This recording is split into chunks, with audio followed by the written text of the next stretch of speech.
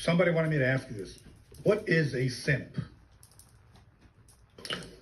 A motherfucker that will fuck because it's in his face. She might just want some different dick that night. She might even really like you, but the situation was right, or something like this, and you easy for her to run over. Bitches get tired of that. Bitches, they love competition. Man, I don't even want to do you like that. Right. Man, a bad bitch go get money anywhere. You don't think it's niggas every day telling that bitch, girl, I got anything you want. Just ask me, fool. Yeah, no, that's it. Every fucking day, 5 and 10 of them niggas.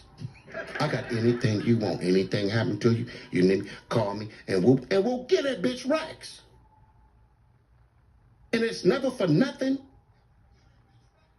You have to understand that.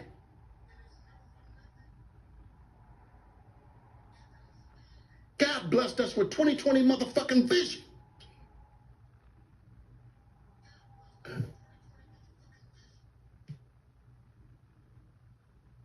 Stop right here. Look at the census Ray Charles had.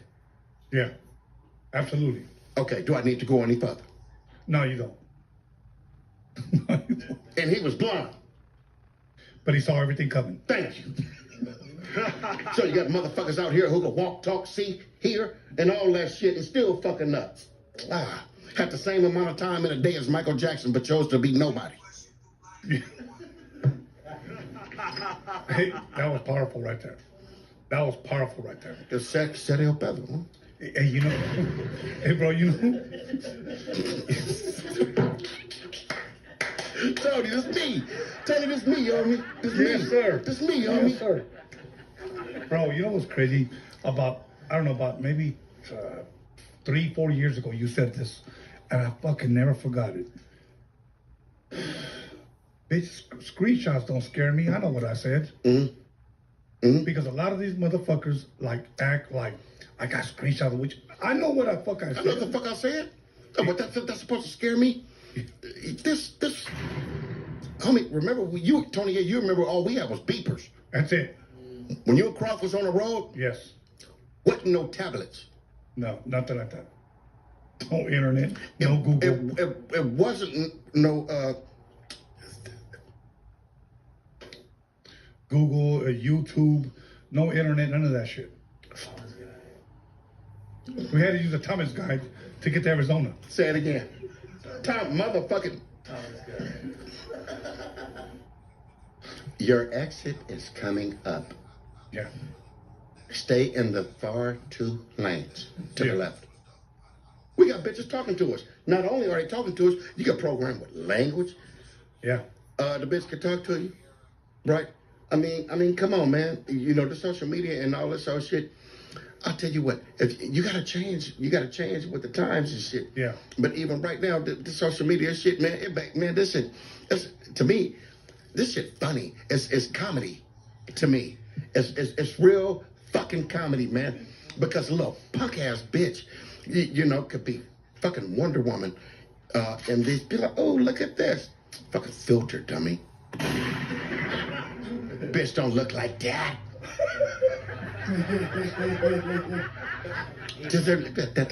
Them ain't her titties.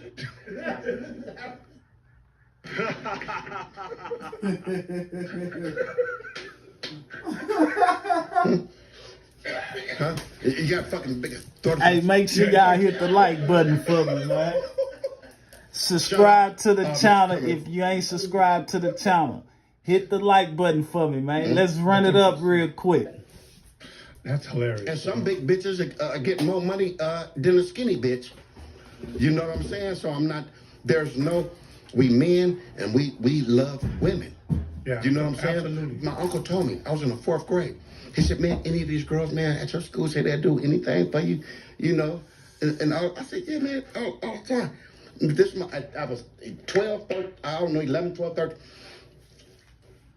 Some of them wasn't playing, man. Yeah. He telling me this as a kid. Now I'm gonna tell you, when you got game about yourself and you with the ism, you only gonna give that to a motherfucker don't care how old they are, that you think, that you know. Hey, subscribe to the channel. Hit the like Yes, button. Share this out. Pimp ain't made, man. Subscribe to the channel. Hit the like button and share it out. Do you have the stomach to watch a girl that you really love? Do you have the stomach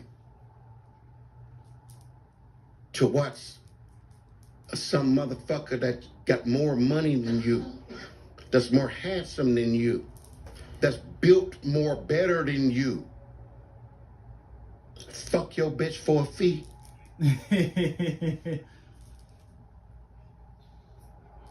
Some motherfuckers. Anybody could fuck my bitch Yeah. if the price is right. Yeah. Come on. Come on now. She happy to go get it. Yeah. Baby, I'll be right back. Yeah. Come on now. That's real player shit. That's her pussy. Let her go out there and do what she want to do with her shit.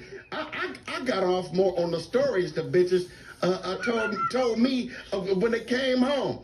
Baby, this nigga wanted me to whoop his ass with his own belt.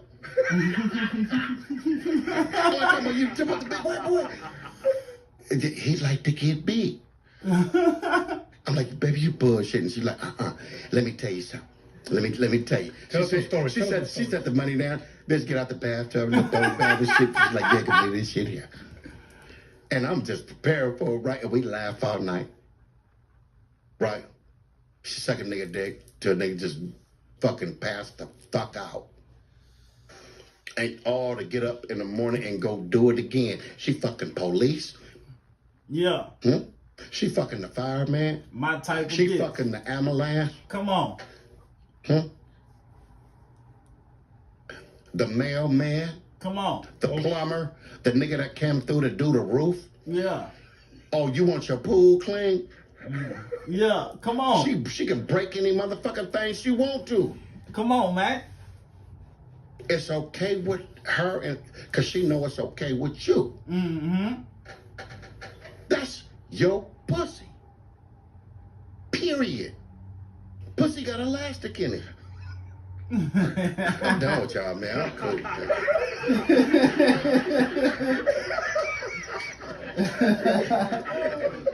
You said, that's your pussy. Like, wow. That's your pussy, man. Hell yeah.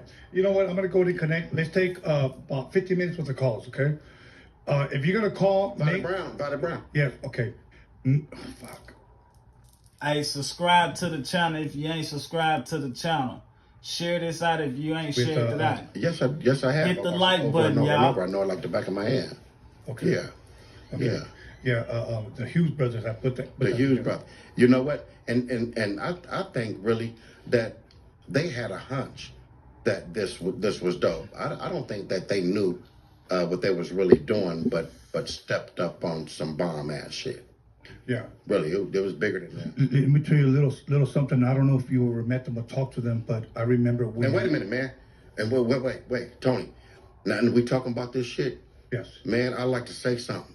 I like to correct myself, man, about some shit. Okay. Right? Now, I met Ike Turner once. Okay? Now, I was wrong about some shit. I should have done my homework a little bit more about that brother. You know what I mean? I was wrong. I called myself not really liking Ike. You know what I mean? Yeah. But I found out a gang of new important shit. Right? Yeah.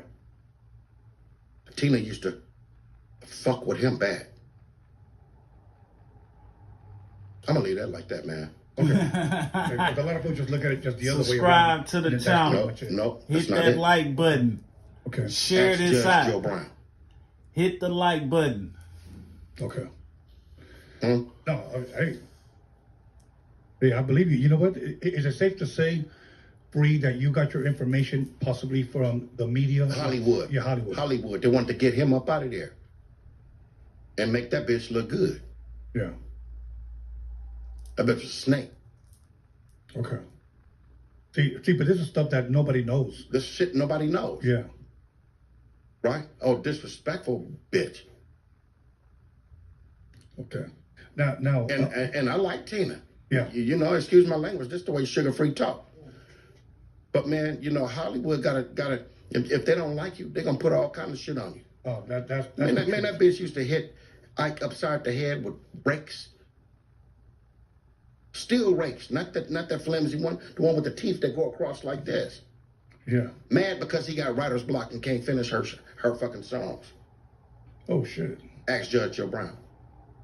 Oh Church. shit. Wow. The reason why I bring up the Hughes brothers is because I remember they were starting up a record label.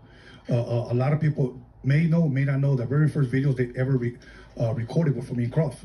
Right. They did Leave My Crows Alone and Sit in the Park. Right. And then from there, they went and did Second to None, A&G, then MC8, Menace to Society, etc. Yeah. But they reached out to me because they were putting together a record label, and the guy that they were talking about the most, believe it or not, was you. And The Hughes brothers? The Hughes brothers. Motherfuckers. Albert and Alan. Back then, yes. But never came to me. You know what? I don't know why. But see, look. Like I said, they scared of me.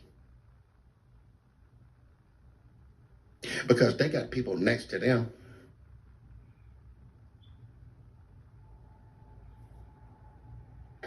I don't need to finish that. Okay. You understand what I'm saying? Yeah. It's all good. Now, let me ask you this. You said in the song on the same album, "I'd rather give you my bitch." As funny as this go ahead, Tony. Go and laugh. As funny as this may sound, go and laugh. what inspired that, feel bro? Free. I'd rather give you my bitch. Yeah. What inspired that? Pain.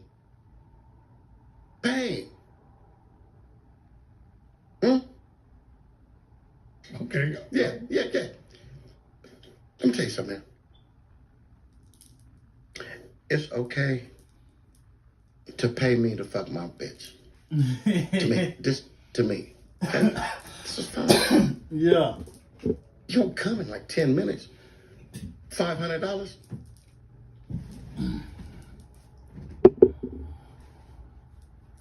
You're gonna bust.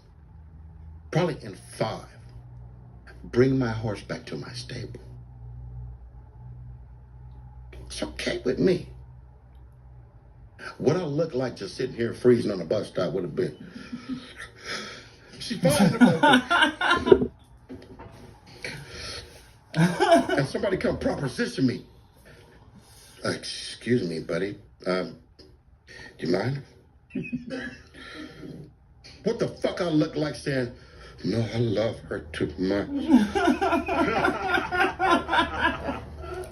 Get the fuck out of here. We're gonna take a break and we'll be right back after these messages. All right, cool.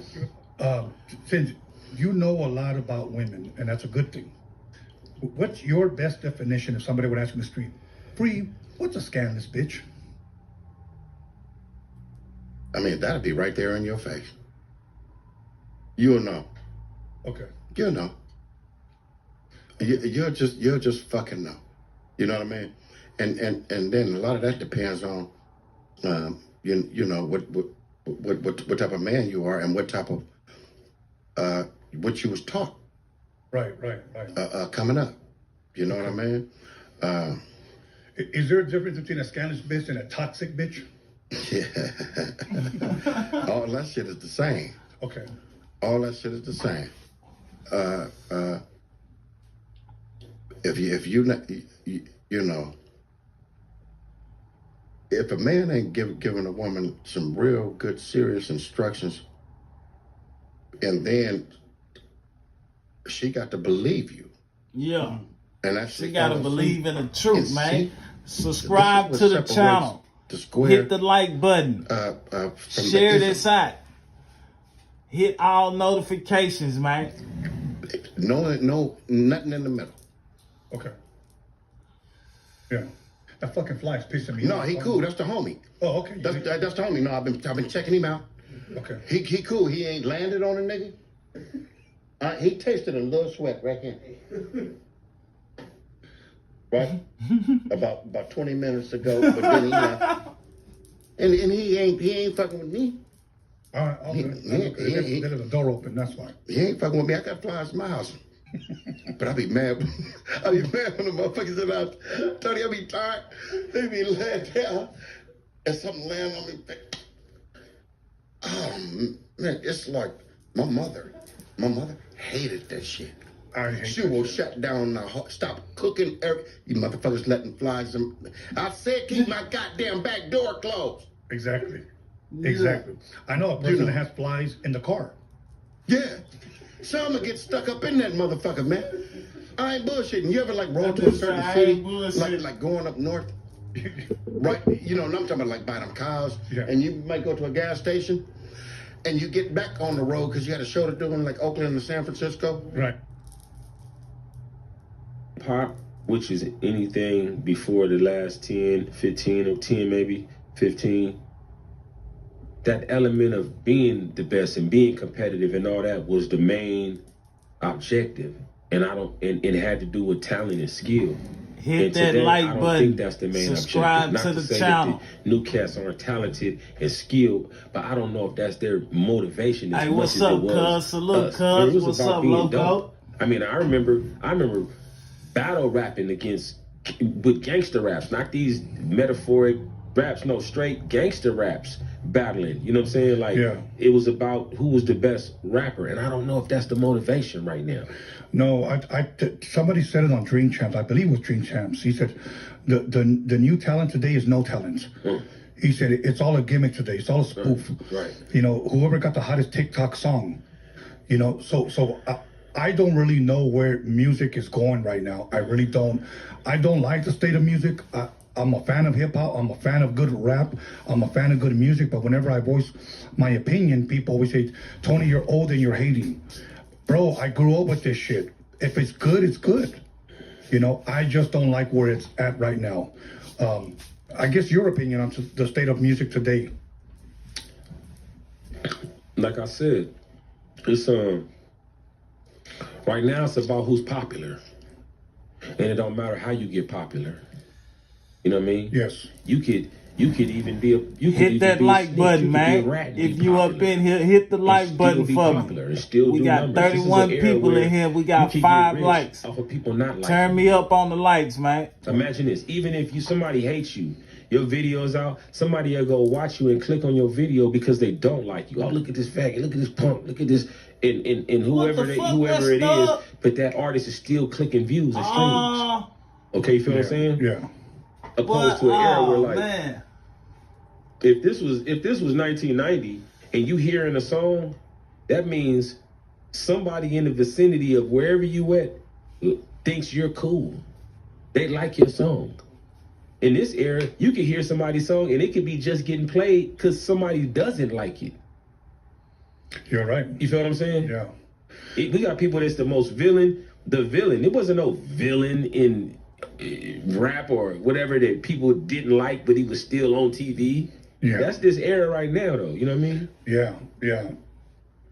Wow. I don't even know where to take that, but Yeah. you said it. You said you could be a snitch and be in. Right. Talk to a guy maybe about 5 to 6 years ago, somewhere around there. He had just got out of county jail. I heard that he was supposed to be doing some time, and I heard that he was getting about 10 years. He gets out maybe in a couple of months, and I just said, "Hey man, I thought you were looking at about 10 years, you know?" And he was like, "Yeah, but I just wanted to come home." And I said, "Well, how do you do that? Like, you just tell him I want to come home?" He goes, "Yeah, bro, I don't know if you heard." And he told me just like this. Everybody thought, I said this before on this podcast, and everybody thought I was playing around, but I was being fucking honest. Now, this wasn't my homie. He was just a guy that I knew. Right. And he told me, "Snitching's in." He said, "Snitching is in." And I was like, "Snitching is in?" He right, though. I would say he right though. Hold on, man. What they talking about over here, man? They say snitching is in.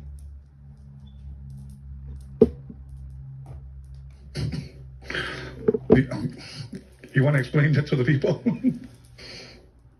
Look how many rappers and how many artists that you see every day. Look how much more you hear about cats snitching now in the streets than you used to hear. I know. I be hearing shit like shit I never heard. Like little cliques talking about long as they didn't snitch on us and he snitch on me. I don't even understand it, bro. But I will most definitely say there's some popular cats right now that's still on the internet every day, still cutting down my feed. Yes. And they just done recently went to jail and told on people and stuff like that. You know what I mean? And in our era, that wasn't possible. And the reason why that's not possible, because now you ain't got to be outside. Subscribe like to the channel. Yeah. Hit the like button. 2000, Share it out. 2001, 2, 3. Subscribe to the artists, channel. You had to come outside. Hit the like button You couldn't and sit share it behind a out. computer and do that. Ain't nothing more busterish than how they get that phone and sit it up and then talk crazy into the phone and all that shit like that. Can we get my hand clap, bro? Like, and then the cool thing is like the most popular artist is whichever one talked the hardest into the phone. Yeah. If you look at who they are, It is, yeah. I'm not saying no names, but I'm just saying, look at all the cracking artists. They the ones that talk the toughest. I mean, in the genre of whoever's supposed to be like gangster rappers or Yeah. street rappers. Yeah. Whoever talk the craziest or talk the most into their phone on the live, that's who the most popular is. You know, today you have rappers that are more known for their desmadre, for their bullshit, off stage than on stage. That's what I said. It's about who's popular. Yes. It's not about the music all the way. It's about who's popular. Because now everybody got good music if we're going about today's standards. Because now all you got to do is put a little auto-tune on your shit, get a beat from whoever, whatever, and now you got a song that's just as dope as whoever else's song. It ain't no real vocals being sung or nothing like that. Because then it would have to be a person that really had, you got to be born with the vocals to be a vocalist. You know what I mean? Yeah. You don't have to be born with the vocals to be a vocalist now. Like if you a singer or if you whatever, you could just put it on a computer and AI it and whatever. AI up, homie. Hey, AI is gonna become a style, yo. That's the new style gonna come out. The AI style. Yeah. Somebody gonna learn how to tweak the AI to where it sounded this new run of, I don't know. I think Nelly was on it first. Remember? Under the mama, AI, oh. He did, huh? Okay. Let's jump into. Hey, Tony A got them subliminal clowns. He'll get you real quick and then get out of there and get straight face on you, huh? Come on, Tony A, that was a real clown, huh? It's okay to have a sense of humor, my brother. Yeah, that. Straight up. What group would you say? I know you mentioned NCA. I know you mentioned NWA. Was there anybody that you said, like, fuck, man, this is a group that inspired me? Above the law. Cut it straight out right there. Above the law. Okay. Not this most wanted. Above the law. Why? Because I felt like the cats that was rapping wasn't rappers. And I think I was right. They was real street cats, you know what I'm saying? Yeah. Easy and them, yeah, I know about Easy. Dre and them, they would seem like they was musicians into making music. Easy, real street cat, you know what I'm saying? Yeah. Ice Cube, street cat, but I could tell it was a little bit difference between Cube and what MC8 and them was doing. The second generation the second wave of that, you know what I mean? These cats sound like they still was selling dope and shit. Why? Number 8, procrastination. Procrastination is the number one enemy to all men. Most of us believe that we're going to do it tomorrow. Most of us believe that if we just wait until the opportunity is right, Subscribe to that the it's gonna channel. happen. But Hit the like believe button. me, you, Share that it is out. the worst thing that you can do. When you have a goal, or you have an idea, or you have a plan, the best time to act is now. You must act now. You cannot procrastinate. To give you an example, I know a farmer. You know, my father's from Mississippi. It was a guy that lived down the road from us. He was a farmer. He had a lot of land. He had many acres. Everything happens according to the law. The law governs everything. You know, the fact that you're breathing you're not just breathing because you're breathing. The law allows you to breathe. So the law of oxygen comes from the law of the ultraviolet rays of the sun, which comes from the law of condensation and the law of precipitation. So what that means is that the reason why you're breathing right now is because the tree give out oxygen, but the ultraviolet rays from the sun gives the trees the nutrients and the energy that it needs in order to produce the oxygen. And it's through the ocean who provides the water, and through precipitation, meaning that the water going up into the sky, and then condensation, which means the water comes down and it rains on the trees, makes it possible for us to breathe, makes it possible for us to have oxygen. So don't ever think that you're lucky. Everything have a process. Everything happens according to law. There's no coincidence, there's no accidents. For example, when you go to a casino and you think that you hit the jackpot, you didn't hit the jackpot, they just pre-registered the machine to hit it when you walked in. You can say it's luck, but had you would have walked in any other time and somebody else would have got on that machine at that particular time, they would have hit instead of you. So you're not lucky, you just was there at the right time, and the machines was preset. That's what they do, they preset the machines. It's all man generated and man operated, so therefore, there's no luck whatsoever involved. So quit thinking that you're lucky, How you win in life, you gotta have persistence. You gotta have a goal, you gotta have a dream. You got to understand that a quitter never wins and a winner never quit. You got to write your goals down. You got to reach your goals through affirmation on a daily basis. You have to also pursue what you read. And you got to have a purpose. You got to know what you're reading. You got to know why you're reading it. You got to drop those excuses to pick up a purpose. And that way you'll be extremely successful. So, just make sure that don't depend on luck. Don't wait for something to fall out the sky. Don't wait for some magical moment. You got to get out there, you got to put it to work. And once you start working, then that's when the magic will start coming. That's when the luck, what people call luck, will start happening. There's like a lottery, you got to be in it to win it. You still got to put in the actual work. So that's all we have to say, man. There's no such thing as good luck. There's no such thing as bad luck.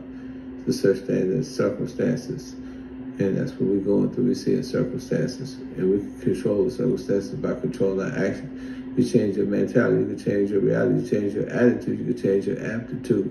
It's got to be humble, humility. If you ain't humble, to come and make sure y'all go get my book, Pimpology, the 48 Laws of Game.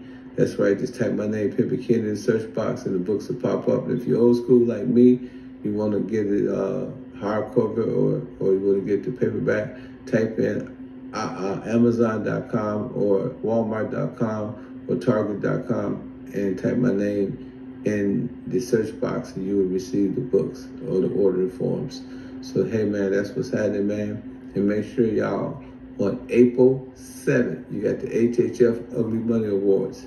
Y'all make sure y'all attend the HHF Ugly Money Awards. We got a lot of guests, which you'll see after this video that's going to be coming. And one last thing, if you want to get a ticket, tickets are on sale now at Eventbrite/HHF. Eventbrite/HHF. You get your tickets right now on the line, on the internet. So that's what you might want to do. And you want VIP tables, hit me up personally. Y'all know my number. I'll get my number off the... Get my style from a lot of niggas from like just growing up, seeing a lot of niggas and like, damn, you fly them up with suited and booted and shit. And as I grew up, I'm like, man, I gotta make sure I'm together, you know what I'm saying? Make sure I'm popping. You know what I mean? You was driving to Chicago, it was me and my pops. Well, first, you picked me up, we slide. He like, man, we finna go to Chicago. Don't tell your brother, don't tell nobody. I'm like, what the fuck we got going on? What's up this league? So we go to Chicago. We in I think we was in the S500. And we get there. It's a white, blonde, white lady. And she switch out the car. She we pull up, she give us the keys to a Mercedes, a black Mercedes. And we switch out the car and get back on the road. I'm like, okay, some crazy going on with Pop. Love you lied to me. Said you'd always be around. Love you died in me. Left my chest vacant, no style. You ripped out my heart. You tear me apart. Your sticks and your stones. breaking my bones. But it's sickening to say you won't leave me alone. I got a new project coming out. I'm still pushing brick by brick. It's going crazy right now. HHF Awards, April 7th in Atlanta. Make sure y'all get y'all tickets right now. It's Young Supreme, and I am nominated for HHF Best Artist of the Year Awards, man. So make sure y'all there and check it out, man. April 7th, HHF Ugly Money Awards, man. Make sure y'all pop out April 7th. Hey, man, they don't know who he is, man. Give a couple verses, Bow, man. bow. I would like to say thank y'all for tuning in. Today, the subject is, why shouldn't you argue with a woman? One of the reasons why you shouldn't argue with a woman, because she's 70% emotion and 30% stability. You, 30% emotion, 70% stability. For emotionally, she are more equipped to deal with situations. You know, women are very, very analytical, and they can think all the way through the wall. And they can think all the way to the end. And men, you know, we are sporadic and spontaneous. So a lot of times, you know, you try to have a spontaneous situation, you know, and you try to deal with something that's been well analyzed with a spontaneous response, and you never get to the results. So sometimes, man, if a woman come at you and she asking you some questions and she talking about this, and you feel like it's about to turn into an argument, hey, man, the best thing to do is just say, I understand, you're right, we're gonna work on this, let's get this right. Because if you try to debate with a woman, you're gonna lose. God gave a woman the same thing he gave a skunk, a white stripe and a belly full of funk. So the funk is what keep the skunk, you know, from being attacked. He shoot that funk at you, you smell that funk, you be like, I don't want none of that. Well, a woman, you know, is very analytical, she's very thoughtful, I mean, she's very mentally equipped. So those are her defense mechanisms, you know, to survive in this world, you know. And men, you know, we are more like laborers, you know, we work hard, you know, we create stability, you know, we bring stableness to the crib, to the home, you know. So that's what pretty much our duties are as men, you know. And our counterparts, you know, their duty is to think, you know, to take care of the children, you know, to raise the children, you know, and to, you know, they work jobs as well, you know. But most women, subscribe, you know, to the channel if you ain't subscribed to the channel. Hit the like button if you ain't hit the like button. Share this content out. Appreciate everybody for coming through. YouTube, don't turn us up and let them know, man. We running this shit over here, she man. She didn't look at your phone. She didn't look at the receipts in your pocket. She didn't analyze everything. So she already, you know, she's got her defense. She's got her, she didn't mount her defense. She know how she's gonna approach it. Just like an airplane. You know how an airplane, before it lands, it goes around? But that's how a woman is. Before she hits you with the bomb, she gonna go around in circles and talk about other things and tell you how you doing and, you know, are you hungry? And then next thing you know, bam, she gonna land. You know, once she land, you know, she gonna land with that atomic bomb, and you ain't gonna be able to handle it. You know, you're gonna have shock value. So, you know, you're gonna be shocked. So, you know, the best thing to do is, what I do is sometimes I tone the situation out. I put on some TD Jakes or some Joe Osteen, you know, or some, you know, Cliff O'Dowd, or, you know, some Jamal Bryant. Just listen to something, you know, something positive, something spiritual. So subscribe to the channel, man. Hit the like button. Appreciate y'all coming through. Once she calm down, she cool. Because I guarantee you, if your woman come at you foul and you give her about 20, 30 minutes, she gonna be okay. You know, sometimes you just gotta chill, man. But all that physicality, putting your hand on your woman and all that stuff, man, that stuff never works. You can beat a woman all day. After a while, she'll become immune to that butt whooping. She'll probably try to start fighting you. Y'all know what I'm talking about. Y'all seen these little skinny women, man. These dudes, big old dudes, be beating on their thing. You know, they jump up and just start fighting back. It shocks these men. They be like, man, you know. But, you know, you don't want to do that, man. That's not cool. You know, we ain't going to be physical. You know, just go somewhere and chill. And, you know, let her get her little roll off. You know, let her say what she have to say. You know, tone it out. You know what I'm saying? Be disciplined, you know. Be analytical, be thoughtful, you know, make logical decisions, you know what I'm saying, play chess and not checkers. Don't get caught up in the wrath, you know, and remember, you know, that a temporary pleasure it's not gonna be worth the permanent problem. So Come on, you man. catch more flies on Spit honey, that shit, man. And sometimes you just got to let the situation Hit that like work button. yourself out. Hit that Arguing like ain't button, never man. gonna be the answer. You don't even argue with a fool. It's 73 people in here, man.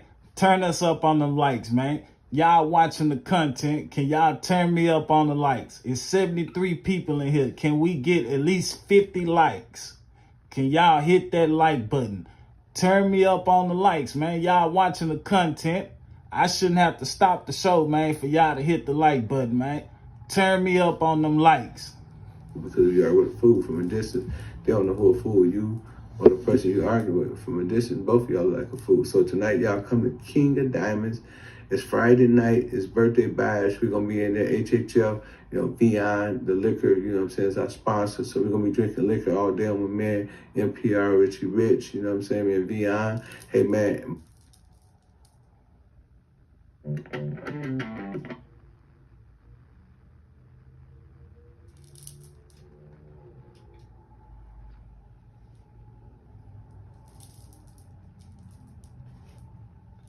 Tell you the secret.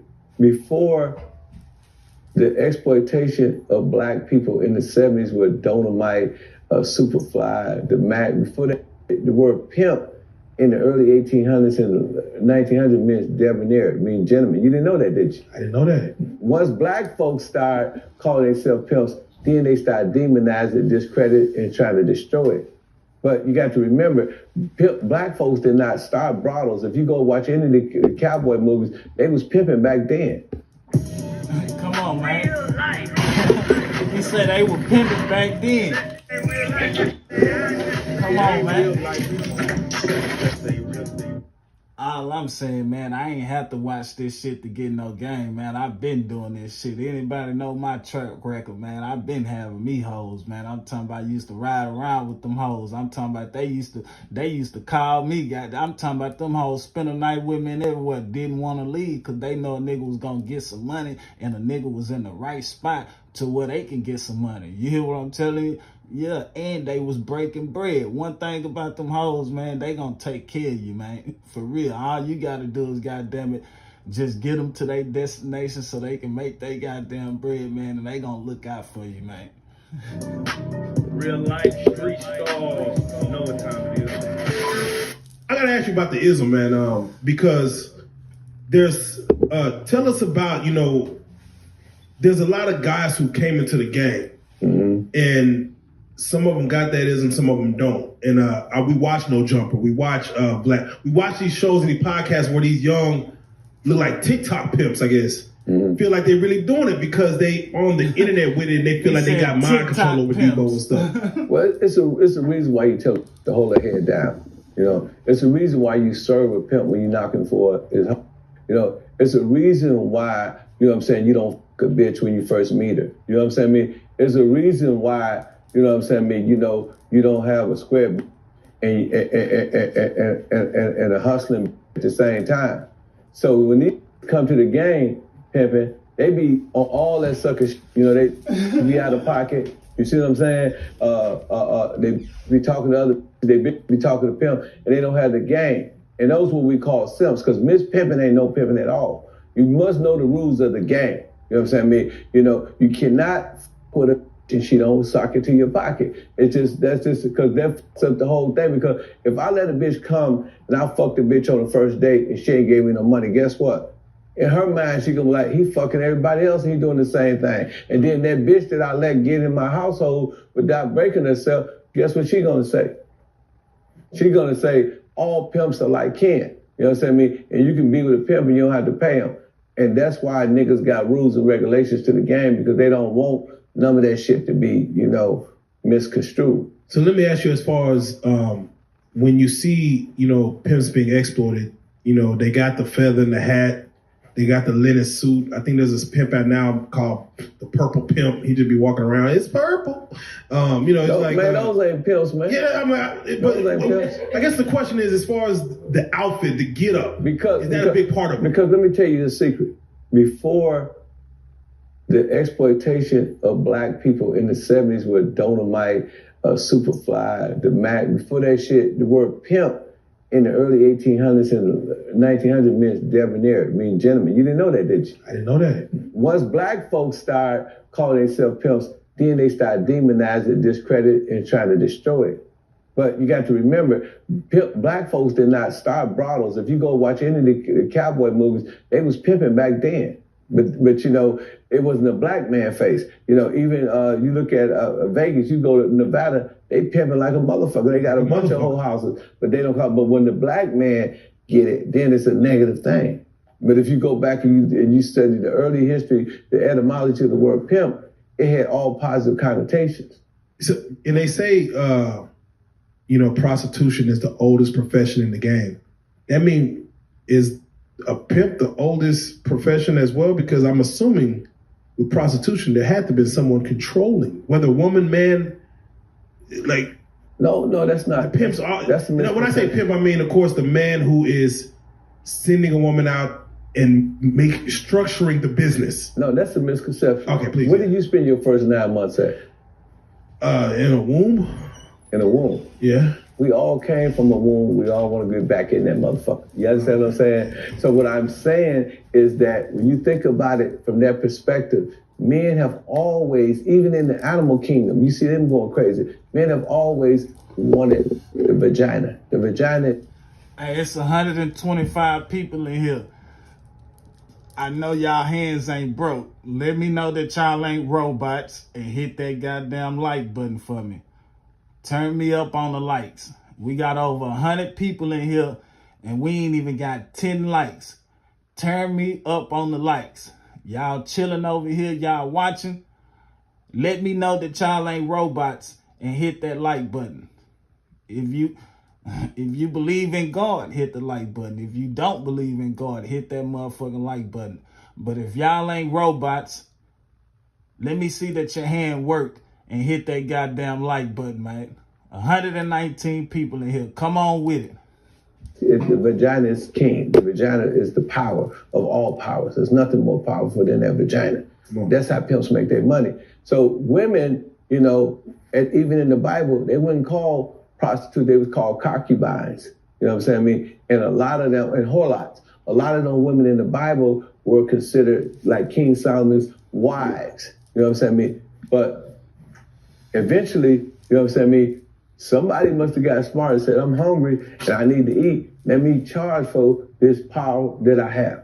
Now slavery, right? This is what slavery, how the black man get into Americanized pimping, right? So in slavery, you know, the slave masters used to rape our women. That's why you got so many light-skinned children during slavery, right? So they always raped them, but when they would take them out of the slave house and take them into the big house, you know what I'm saying, they would give them a pork chop.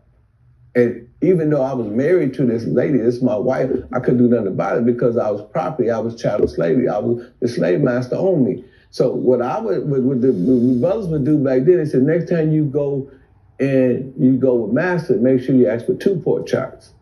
And that's when the system of manipulation begins. So when you see them brothers back in the early 20s driving them horses and carriages, those they weren't chauffeurs, they were pimps. You know what I'm saying? So they started using that system of manipulation. And they started selling the woman because the white man have always loved the black woman. That's why you see deployed or them trying to take our sisters now. That's why you see every time you see Tyler Perry put a movie out, it's an interracial relationship. Every time Hollywood puts on, it's an interracial relationship because first of all, they had to move the black man out the family through welfare and affirmative action and all these other tactics that they use. And now our black woman is single and they in the household by themselves. You see a lot of white men loving black women all of a sudden. You know, you got to look at the game and all this shit, man. Real life.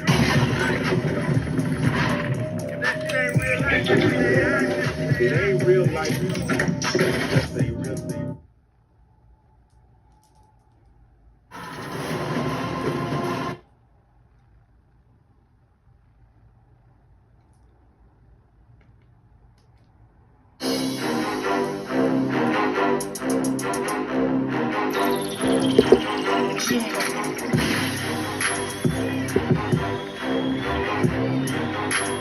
Subscribe to the channel.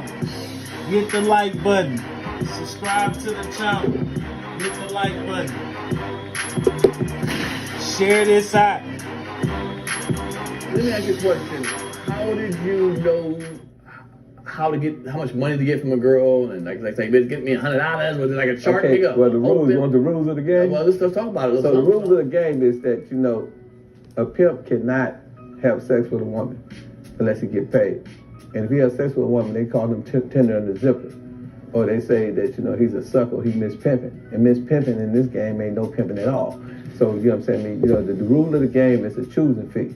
So when a woman mess with you, she got to give a choosing fee. Everybody got different choosing fees. My choosing fee was $5,000, but I took $2,500 at a time. So a bitch had to get $2,500 to get in my business. You know what I'm saying? Because I said, you know, if you think I'm handsome, pay my ransom. You know what I'm saying? You got to plug it to my pocket like rocket, drop it out the cock and put in the pimp sock. You know what I'm saying? You know what I'm saying? If I'm going to take a chance, give me my cash in advance. This person ass slash. You know what I'm saying? That was the model. That's what I was taught. And, you know, so a lot of times, man, I can see a pretty woman, and I definitely want to be with her. I said, damn, man, you know, she's so fine, you know what I'm saying? Me, her mom should have had triplets, you know what I'm saying? She's so fine, she could be in Look magazine. You know, I really wanted the chick, but you know what I'm saying? The game would have tainted me. I'd have been fucked up if I'd have, you know, got that money. Can't get high on your own supply. And then hoes snitch. They're snitch. Hoes snitch on the pimp. If you a pimp and you fuck a hoe for free, she's going to tell the other hoes, oh, he's a fucking girl. Oh, yeah, go. You have to give him no money. Yeah, they'll tell on you like a motherfucker, man. So I do that, you know what I'm saying? So I kept it real. But I had the experience as I spoke to my man, you know, at Comedy Hype. I was telling him, you know, that an OG taught me the game. He told me, man, you gotta go to the doctor and have all the sympathy moves, like how you can have a triple bypass, meaning that you can't have no sympathy. First on the hoe. So I had no sympathy, you know what I mean? It was always, you know, person ass flag. You know what I'm saying? So that's the rule. You know what I'm saying? You got to get your money up front. Right. Because if you know, it's like BB King. You know what I'm saying? You know, if you let them if you let them get the sex before the money, the thrill is gone. BB King said the thrill is gone. My question is, what qualities do you see in a woman that says, I could bust this motherfucker? This bitch regular. She work in the mall, whatever. Well, one thing I can tell you for sure, there is no bitch that can't be turned down. Really? Man, listen, man, I had this one chick. I heard that hoes. Man, I had this one chick, man, you know, I had this old school dude, you know what I'm saying, he may rest in peace, you know what I'm saying, he would play like he a trick. So I tell the bro, I say, look, this old man, you know, he won't sit down with you for a few minutes. He never turned a date in her life, never had a trick. She said, go give me 500. So I'll get him the 500. He'll give it to her, and then I tell her she got to give it to me. But I know a whole bunch of people like that. You know what I'm saying? So that was one way that we would use. But another way, you know what I'm saying, I said, hey, look, Pierre is in town tonight. I know this broad like Pierre. He's got a comedy show. So I have her come to your show, and I be whispering in your ear like, you know, and I be pointing at her. And I said, yeah, Pierre want to fuck with you. So she thinks Pierre want to fuck with her. I said, but the caveat, he going to give you some money. He said he got $1,000. He said, Pierre got $1,000? He said, yeah. I said, but you know what I want you to do is I want you to get ready for Pierre. I give her a dildo, take this dildo and have sex with yourself. You know what I'm saying? Because you're going to have another man's penis in your body. So I want you to get the experience of having something inside you other than your man. Damn. And so she said, okay, well, cool. You know what I'm saying? So she in there, you know, doing her little thing and nutting on herself. And then, you know what I'm saying? I mean, when I get to Pierre, I said, look here, the same way you fuck that dildo, put a condom on Pierre, and it's gonna be like a dildo. You know what I'm saying? Sure. And believe it or not, you know, these goofy bitches, man, if they like you, or if it's Big Wayne, or if it's Baby, or if it's somebody in the industry, they go for the shit all the time.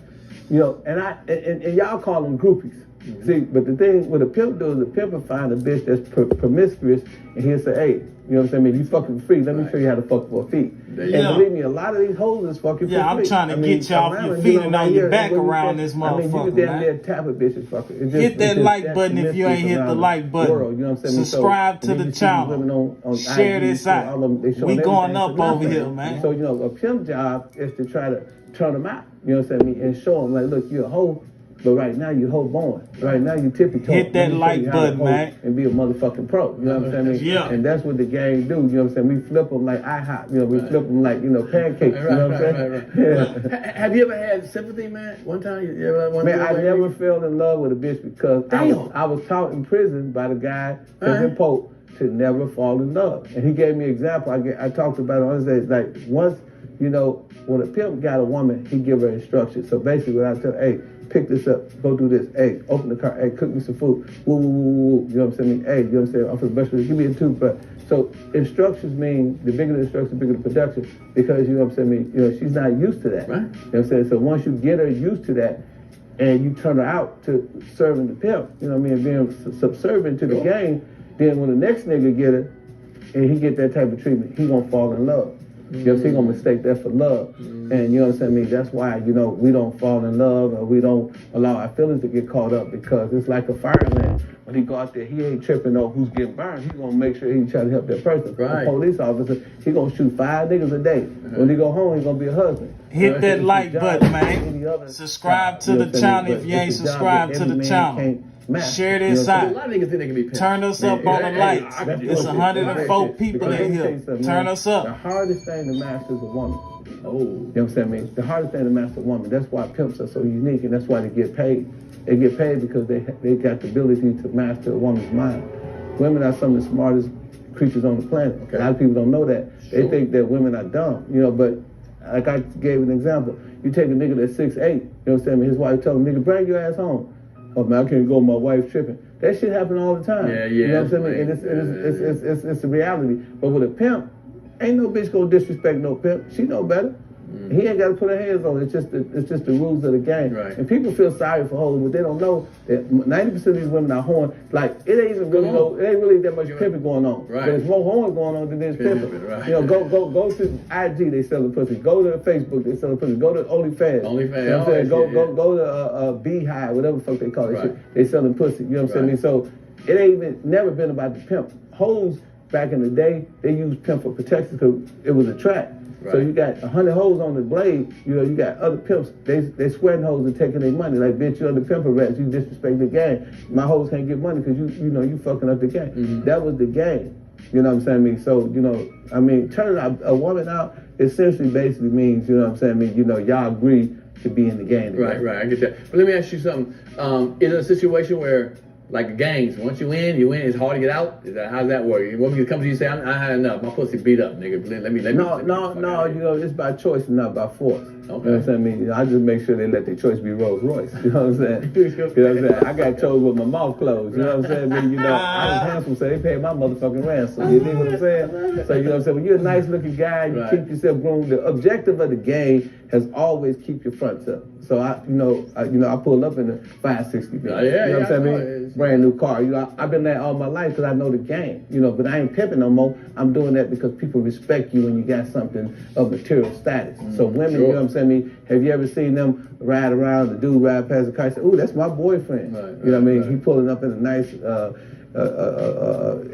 box Chevy, or he got a Benz or a Rolls Royce or some type of slick car on rims, and the music bopping. You know, that's how women are. Women are motor drunk. You know what I'm saying? I mean, they jewelry drunk. You know what I'm saying? They material drunk. So a lot of times when you looking good and you smelling good and you driving a new Fleetwood, hey man, guess what? You know what I'm saying? You're gonna get chosen tomorrow. Right there. And that's why I always got chosen. You know, if you look at some of the videos of me, all you see me is $50,000 mink coats or $100,000 of jewelry. That was my secret. I had to do less work. As long as you look good, as long as you dress nice, the women gonna come to you. I don't care what it is, because first days when they see me, they say, "Hey, who you with? What, you play football, son?" I said, "No, I don't play football. You know, I ain't in the NBA, but I'm in the NPA. What's the NPA? The National Pimp Association. Right. And I'm the 2-3 of the P. You know, I'm Mac a motherfucking Jordan. You know what I'm saying? Not Michael Jordan." And once you start asking, you got it in. Yeah. I mean, hey, nosy costs. Yeah. Nosy costs. I like that. Nosy costs. Nosy costs. You know Damn. Turn me up a little bit. If you like that clip, hit the subscribe. Hey, subscribe to the channel, man. Make sure y'all subscribe to the channel. Hey, we got 99 people up in here. Make sure y'all hit that like button, man. Turn us up on the likes. Turn me up on the likes, man. I'm gonna tell you like I tell a lot of the bloggers, Big Jeff. Knock that shit off, man. You smart and sure that you a king and you a man. You understand that. Them niggas just be talking. Real life.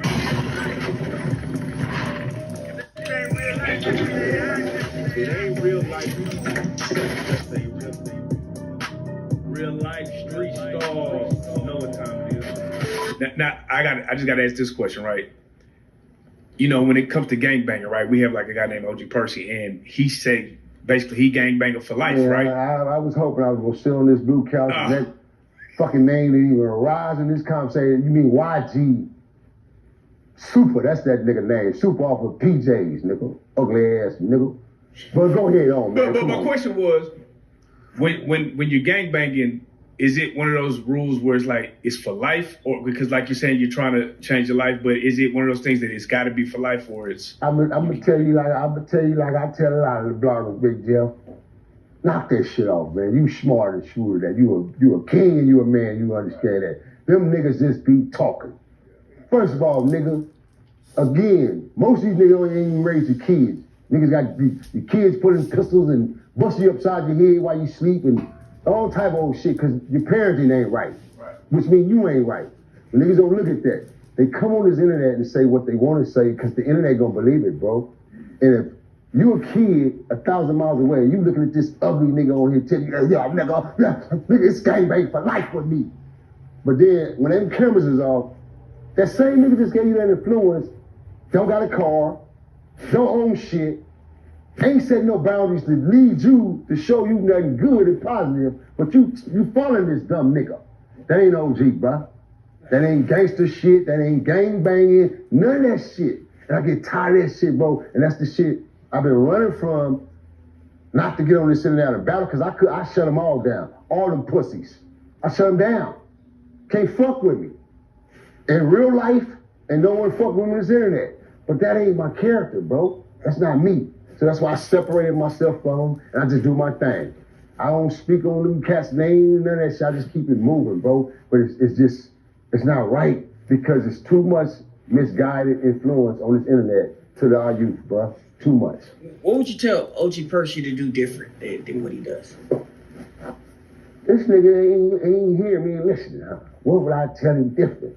I really, it's like you can't tell a nigga like that nothing different because his mind was fucked up coming in the game, nigga. How you gonna be 40 years old and let a 16-year-old, 17-year-old nigga tell you, I'm putting you on, cuz?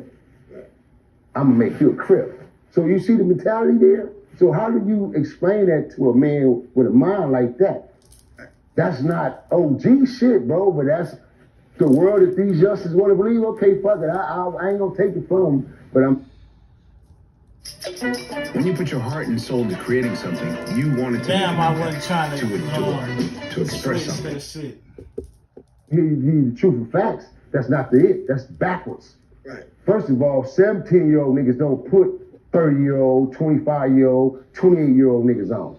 Right. It's the opposite way around. You get put on during them time of eras, 16, 15, 18 years old.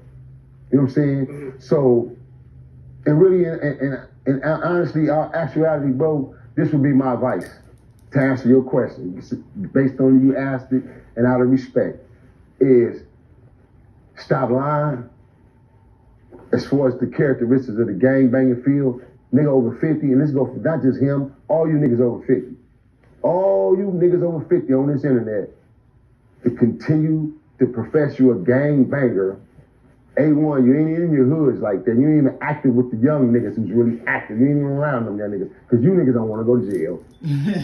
You ain't even got it in you to go sit down in jail. You damn sure ain't got no fight in you like you be claiming on these internets. You ain't got that kind of fight in you, that 15, 20 year shit that you still dreaming on. Man, leave this shit alone and let's change the narrative, bro. Well, why not? Let's all come together. If just, all these niggas will be real cats, man. Why not the real dudes? Let's start getting together, city to city, nigga, state to state, communicate, and take this shit and change it in a whole nother form, another way. We still can get the bag and get the money. Right. We ain't got to be stupid to be on here with the buffoonery and the bullshit. Feel me? Integrity can still get us money. Intelligence can still get us money, man. A brain can still get us money, man. But niggas refuse peace, bro. So instead, they'd rather come over here with the controversial shit and fake like, oh, I'm this. Man, that's just irks me, bro. Just irks me, man. But yeah, that's my advice, brother. To any of them niggas, over 50, even over 45. You niggas still Hey, hit that like button. What are you Turn us cool up on them likes. or We you almost gang, an hour in gang this banging. 'Cause motherfucker. one We minute, keeping 80 some of these to cats, they holler 100 about people the up banging, in then here, they holler man. about God and church, and niggas are singing religious songs, and niggas got on suits with dirty brims, and you know, I don't know, man. I'm just saying, I'm domestic, nigga, and I shoot back.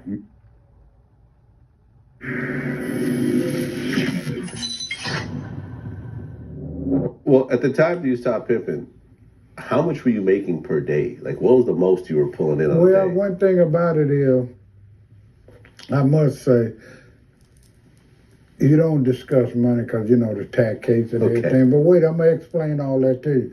I had a tax case with the IRS.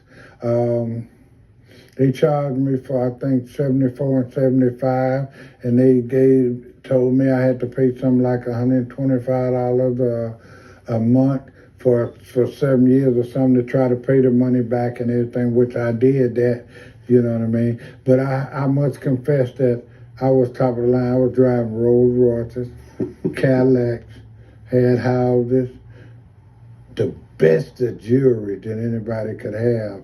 So, you know, you know what I mean? I was top of the line. I mean, I was like what they call a big hat, having money. I had money where they were thinking like, man, you must be selling dope. Because, you know, dope dealers had plenty of money and things back in the 70s and 80s. You know what I mean? And I was riding that kind of tide, man. I had the best chicks, thieves, where I was getting diamonds, I was getting money, I was getting all kind of stuff they would bring home. So I was at the top of my game. Hit that like button. And what year subscribe did you to leave the channel. game? I see y'all 85 subscribing to the channel. Them subscribers So going since up. 1985, I appreciate y'all so we're subscribing. talking about Turn me up 30 on years them ago, likes, man. Almost 35 years now. You have not pimped at all. You have not taken money from a prostitute. Wait, hold it now. Let me say it now. I don't do no pimping, but I still ask for money. Okay. I'm not afraid to ask women for money. Okay. You know what I mean? But what I'm saying, I haven't had a girl on the street. I didn't even have women come to me and offer to go on the street, and I rejected it. I never thought I'd have done that in my days, because like I said, I used to say pimp or die, but I have rejected it. But I'm not going to reject money that a woman hands to me. I think it's part of the royalties of the gang. I deserve that. But when I interviewed Sugar Free, he told me that when they started calling it human trafficking, what changed overall? I mean, the name is scary. It is. Right. It's fucking scary. It's fucking scary. From pimping and pandering. I mean, human trafficking. A bitch get a lottery ticket and, you know, go about her way. But, you know, the game got so disrespectful. You know what I mean? You know, we wasn't brought up to pimp on no minors. You know what I'm saying? We wasn't brought up to, you know, do certain things that has evolved in the generations. We wasn't taught those things, you know. You know, a lot of it's disrespectful. Yeah. And, but yeah, I seen it taking a turn. And sure enough, man, yeah, here they come. And luckily you human got out, trafficking. and you got out the way. The word human. Wow, you know, human. Yeah. Human trafficking. Well, the thing about the gang is today that the gang is being misconstrued and disrespected. You know what I mean? I mean, they're not playing by the rules. Anything goes, mean anybody gonna go. So what I'm saying is you got guys now, in order to impress, they taking kids. Like over in Atlanta, the guys was busted for pimping girls as young as 10 years old. In Chicago, they got about 35 years in Atlanta. Chicago guy got 50 years, P-Child, for pimping girls that were 13 and 14 years old, had tattoos and all. That's disrespectful to the gang.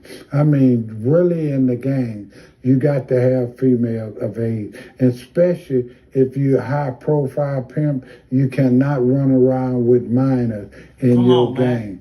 You know, we had women that was raising kids, so we wasn't trying to pimp on kids. I just think that these players today don't have enough game to tell to their door So they trying to tell it to a child. And you know, a child don't understand. All you got to do is show a child a few dollars, a lit flag, and they stuck. Yeah, man, but pedophilia on any level is despicable. Yeah. Well, you know what I mean? You can call it pedophile, but I mean, we don't call it that on this label. We call it a misunderstanding, a guy that don't know what to do, you know what I mean, that he can't tell it to a adult. You know what I mean? And, you know, like I said, molesting a child is really out of order. You got to think. And, you know, like they said, pimps don't have heart, but pimps do have heart because they got kids. You would want your child to be pimped on at 10, at any age. But if it had to happen, you would prefer to be the grown-up. Well, you have daughters as well, I assume. Yes, I do. Did any of your daughters turn into prostitutes? Yes. They did?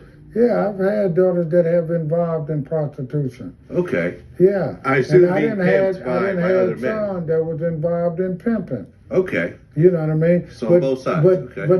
But my thing is, if it's something that you must do, even if they ask me today, you got to learn to do it right. Yeah. Come on. You know, like I said, a lot of people have watched these Hollywood movies where they totally disrespect the female and totally disregard her family, anything. I used to take the mothers, like holiday, Thanksgiving, turkey, Christmas, we make sure the mama is satisfied, have stuff for the kids and for herself. Back to school clothes for the kids. You know, it have to be a certain level of respect in order to make your gang survive. Come on, man. Okay, Come so on, man. you didn't feel any type of way over your own daughter prostituting? Well, did you ever meet the pimp that was pimping? Yeah. As a matter of fact, I have a daughter now that works in a strip club that just had a baby that's got some guy. I just try to give him the proper direction, the proper understanding. If you choose to do this, know how to do this. Mm-hmm. I even have a daughter that is a lesbian. I don't condone that, but that's her decision. But I still love her, but I don't condone that. I didn't even have a son that done some pimping. That's their desire to do that. I don't encourage it. I don't say go to do this. My encouragement is stay in school, get your education, get you a nice job. What I was told, I even said myself, if my father had lived, I'd have been your lawyer, your doctor. Mm-hmm. I wouldn't have been your pimp. Come on, man. Oh, shit. At least I would have been your lawyer, your doctor, man. I wouldn't have been your pimp. Take care of y'all women. Hit that like button, man. Yeah. I'm gonna say, when exactly did you get into the game? I just say that. The pimp game? Yeah. Oh man, it was crazy, man, because I was robbing banks and robbing jewelry stores. And yeah, I know, man. And so my partner, JD, I came home, he had 3 bitches. He had a light-skinned bitch. He said, man, which one you want? I said, give me one of the bitches. I said, I want the one that's light bright with the pussy candy stripe. So Dirty Red ended up being my first hoe, you know what I'm saying? I mean, I talk about it in that book I sold you. And she... me right there. Look, I'm right there. Y'all be killing me right there. Y'all be out your way. He said, come here. Only way you can kill somebody, got to have a mini skirt and some high heels. So I know you don't got no mini skirt and high. I can never pimp a man. I refuse to pimp a man. You know, I don't do that. You know what I'm saying? I don't got nothing against, but I don't do that. But no, you know what I'm saying? Me, so she gave me the game. And then, you know I talk real fast and I got a lot of game. So I was like, you know, it was like a natural for me, right? But then this guy named Star Child, he introduced me to the game from A to Z. He explained it to me. You know, how this go, man. You know, hey man, your bitch, you know what I'm saying? She don't supposed to look at another pimp. Hey man, your bitch supposed to walk with her head down. Say, man, when you meet a bitch, drill the bitch, you know what I'm saying? Find out everything about her so you know where she come from, what she got to deal with. You know, he was just teaching me all that and I was just a fast learner. So then he told me how to knock a bitch, and the first bitch I knocked was his bitch. It was a bitch named Bridget. Damn, back door. And that nigga, Back door, man. no, he told me. He said, no, but he told me, full disclosure, that all hoes belong to the community. He said all bitches belong to the community. He said, man, this bitch don't belong to me. She don't belong to you. He said the book on what the bitch gonna do ain't been written yet. So he said, so the bitch might choose you to me, and she, she had reckless eyeballs. You know what I'm saying? And I went in, and so I served the nigga news. I said, man, you can break the play. I said, that bitch don't eat there no more. You know what I'm saying? I didn't blow your fuse and put your bitch up under some new rules, right? He was like, you know what I'm saying? He went through all that shit. So, that went crazy. But I ended up robbing more banks and keep going to jail because the bitch is too slow. I don't fuck with Cadillacs there, so I drive all foreign. Cadillacs is slow for me. Brooks and all this shit, I don't fuck with that American shit. I like that fast shit, so the bitch was too slow. So I'm like, get money like this. And then, Come on, when man. I went to jail, Look how she looking. She looking like, damn, she want to be under some instructions, man. The Bulls, yeah, she choosing up back there, man. You know what I'm saying? Look how she went to looking. the game. And, the police, the correction officer said, go to bed. And, I'm a Bulls fan at this time. Hey, hit that like Bulls button, out, man. Subscribe to the channel if you ain't subscribed to the channel. Share this out. But make sure you hit the like button. 69 people in here. We got 12 likes. Turn us up on the likes. I said, man, I'm a monkey in a fucking cage. I said, I hate this shit, right? And I said, I ain't never going. So when I got in jail, they call it ING. ING means I'm not going to send the bitch. So I started pimping with the ING. And that's how I got into the game. And then, I didn't know I was going to become as legendary or as big as I was. But it was just that, I was the type of dude, you gotta remember, I was stealing a lot of money when I was a kid, so I didn't buy suits. I bought Armani suits. I didn't buy regular Gucci. I bought big Gucci. You know what I'm saying? I had my, I was just overwhelmed with it. But I didn't know because I was that way that would attract niggas in the game and like, that nigga's a boss. You know what I'm saying? So I was doing boss shit, even though it was boss shit. I just didn't like cheap shit. You know what I'm saying? So I bought all exclusive shit. I designed my jewelry, and that made me a premier player amongst players. All my cars was slicked out. You know what I mean? So.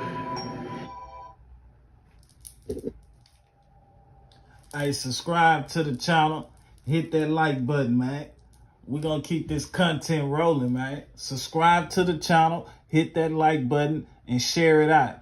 Appreciate everybody subscribing to the channel.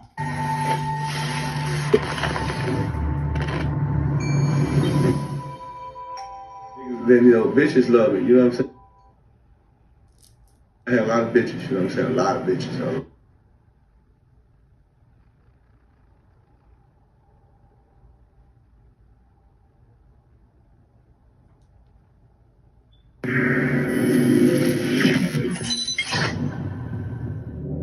There's different types of pimps out there. There's the pimps that use a lot of violence. There's the pimps that use drugs. And then there's pimps that are, use their tongues, in terms of talking. Where would you fall in that? I mean, areas? I take care of business with my mouthpiece, man. You know what I mean? My tongue is my gun.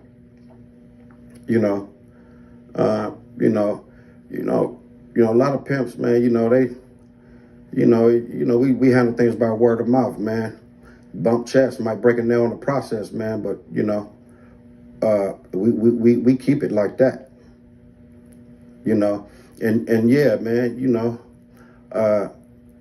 you might have to, discipline a bitch or two, and then, this bitch that's getting 1,500 a day, 9s and 8s and 12s and shit, when she know that she need to be disciplined and you don't do it, man, that bitch gonna AWOL, man, and might end up fucking with one of your pimp partners, and you gonna have to take that lesson, in a whole new way. Cause see, man, you don't discipline them like that because see, they probably was raised like that. They, majority of them, come up hard, man, been through a lot of shit and, shit like that, man. So, a lot of times, man, that's all they understand, How big was your stable at the height? You know, how many girls did you have at one given time? I think about 6. That's a big number right there, because you have to deal with 6 personalities 24 hours a day. Exactly. And some of them got kids, and bitches be fighting, and different little shit, catching different loitering cases, and court this and community service that, and all that, man. So, pimp be tired, man. You know what I mean? No sleep about that shit, man. But once you got that run, man, them bitches love you and depend on you. And then see, a lot of times, man, they mamas and them, even brothers and shit. Sometimes, they don't, they cool with it because the lights is on now, the refrigerator full of food, the babysitters is paid for, and it's a trip and it's some scary shit.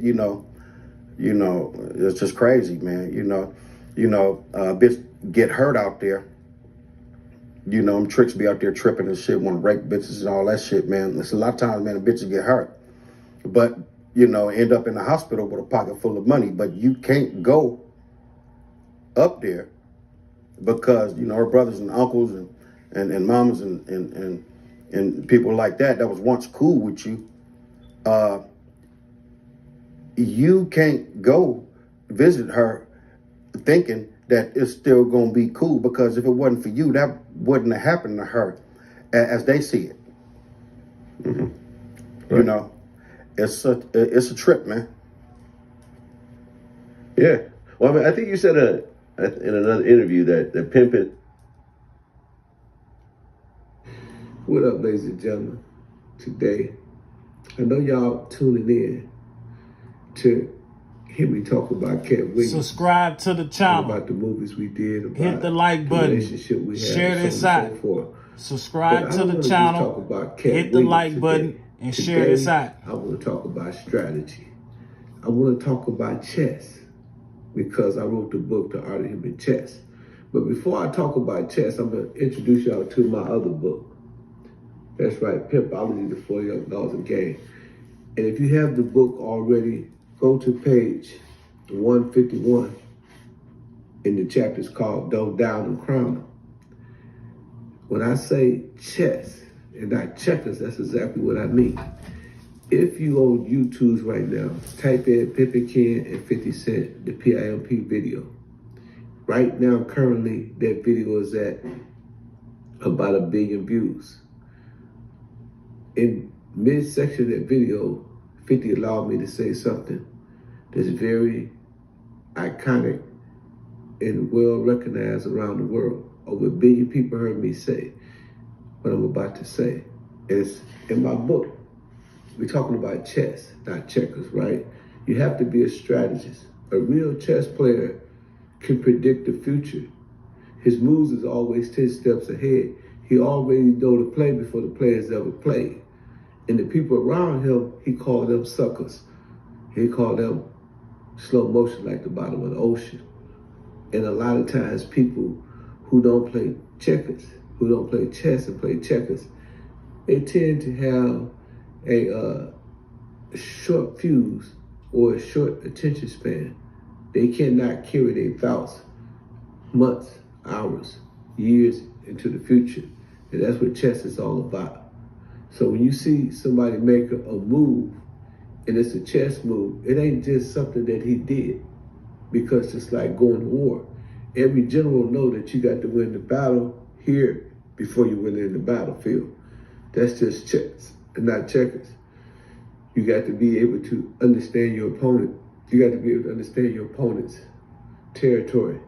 You got to know on which territory, his territory or your territory, that you can defeat your opponent. You got to know the temperature of your opponent. You got to know his weakness. You got to know what points to hit to knock him off balance. And that's what you see with Cat Williams. Cat Williams was able to hit certain pressure points that cause people to respond and act a certain way. That's chess, not checkers. Checkers, you just move, and then you see what the next move is. Chess, you move 10 steps ahead. So when you say don't down them, crown them, and you see this is my book, Pimpology, in the 50 Cent video, I said, Pimping Ken said don't down them, crown them. Don't worry about the word don't down them, crown them, which was appropriate for the video, PIMP. But what you need to listen to is I said, Pimping Ken said don't down them, crown them. So when Pimping Ken said don't down them, crown them, what I'm saying is I'm saying my name to over 1 billion people. So people know me and don't even know how they know me. I'm inside their psychic because I was able to strategically work with Mr. Robinson and work with Mr. Curtis Jackson to get my name inoculated in that video, which I knew at the time 50 Cent was moving at 8 million records. At the time, he was moving close to Diamond, and I knew that this was going to be a very successful video. So my chapter, Don't Down and Crown Them, in my book, Pimpology, the 48 Laws of Game, it has a quotation in there. And this quotation is from Mr. Brandon Behind. And it says, there's no such thing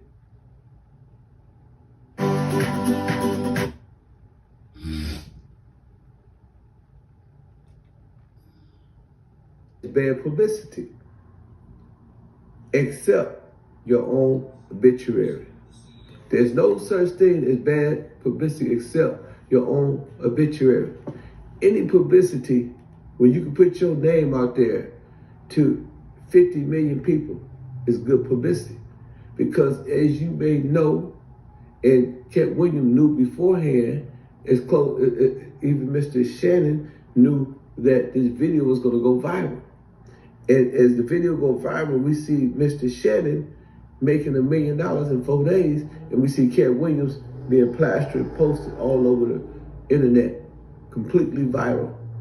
Now his show money then went up tenfold. Today's prices is not yesterday's prices. It's a 10x on his show. So if he was getting 100,000, now he's getting $1 million a show because he went up 10x. When I did the 50 Cent video, and I said, Pimping Ken said, don't down or crown him, which was the chapter of my book, it also sends a subliminal message into the universe. And my book sales went up in a very, very high manner. You know, so publicity is the key. Reinventing yourself is the key. It's chess and not checkers. You always got to play chess with this game. You can't never be slipping on your pimping. And then Rosebud, y'all remember Rosebud from American Pimp? He said in the same book, in my book, he said, when someone says Rosebud is a motherfucker, that's the highest compliment you can get because they ran out of adjectives. As long as they talking about you, as long as your name is in their mouth, you're winning, baby. And that's the name of the game, to win the game. You know, in my book, The Art of Human Chess, that's my other book, The Study Guide to Winning. You know, I talk about Barack Obama. I talk about how Barack Obama made himself a rock star. And he went all over the world and he promoted the Barack Obama brand. By the time it was time for him to give his last speech, Barack Obama purchased 1 hour on every major network and made it look like he was giving a State of the Union address. Psychologically and strategically, he was telling y'all that he was already your president. You know, you look at Oprah Winfrey. Oprah Winfrey worked for numerous of publications and numerous of networks. And then she started her own network Now she has her own network.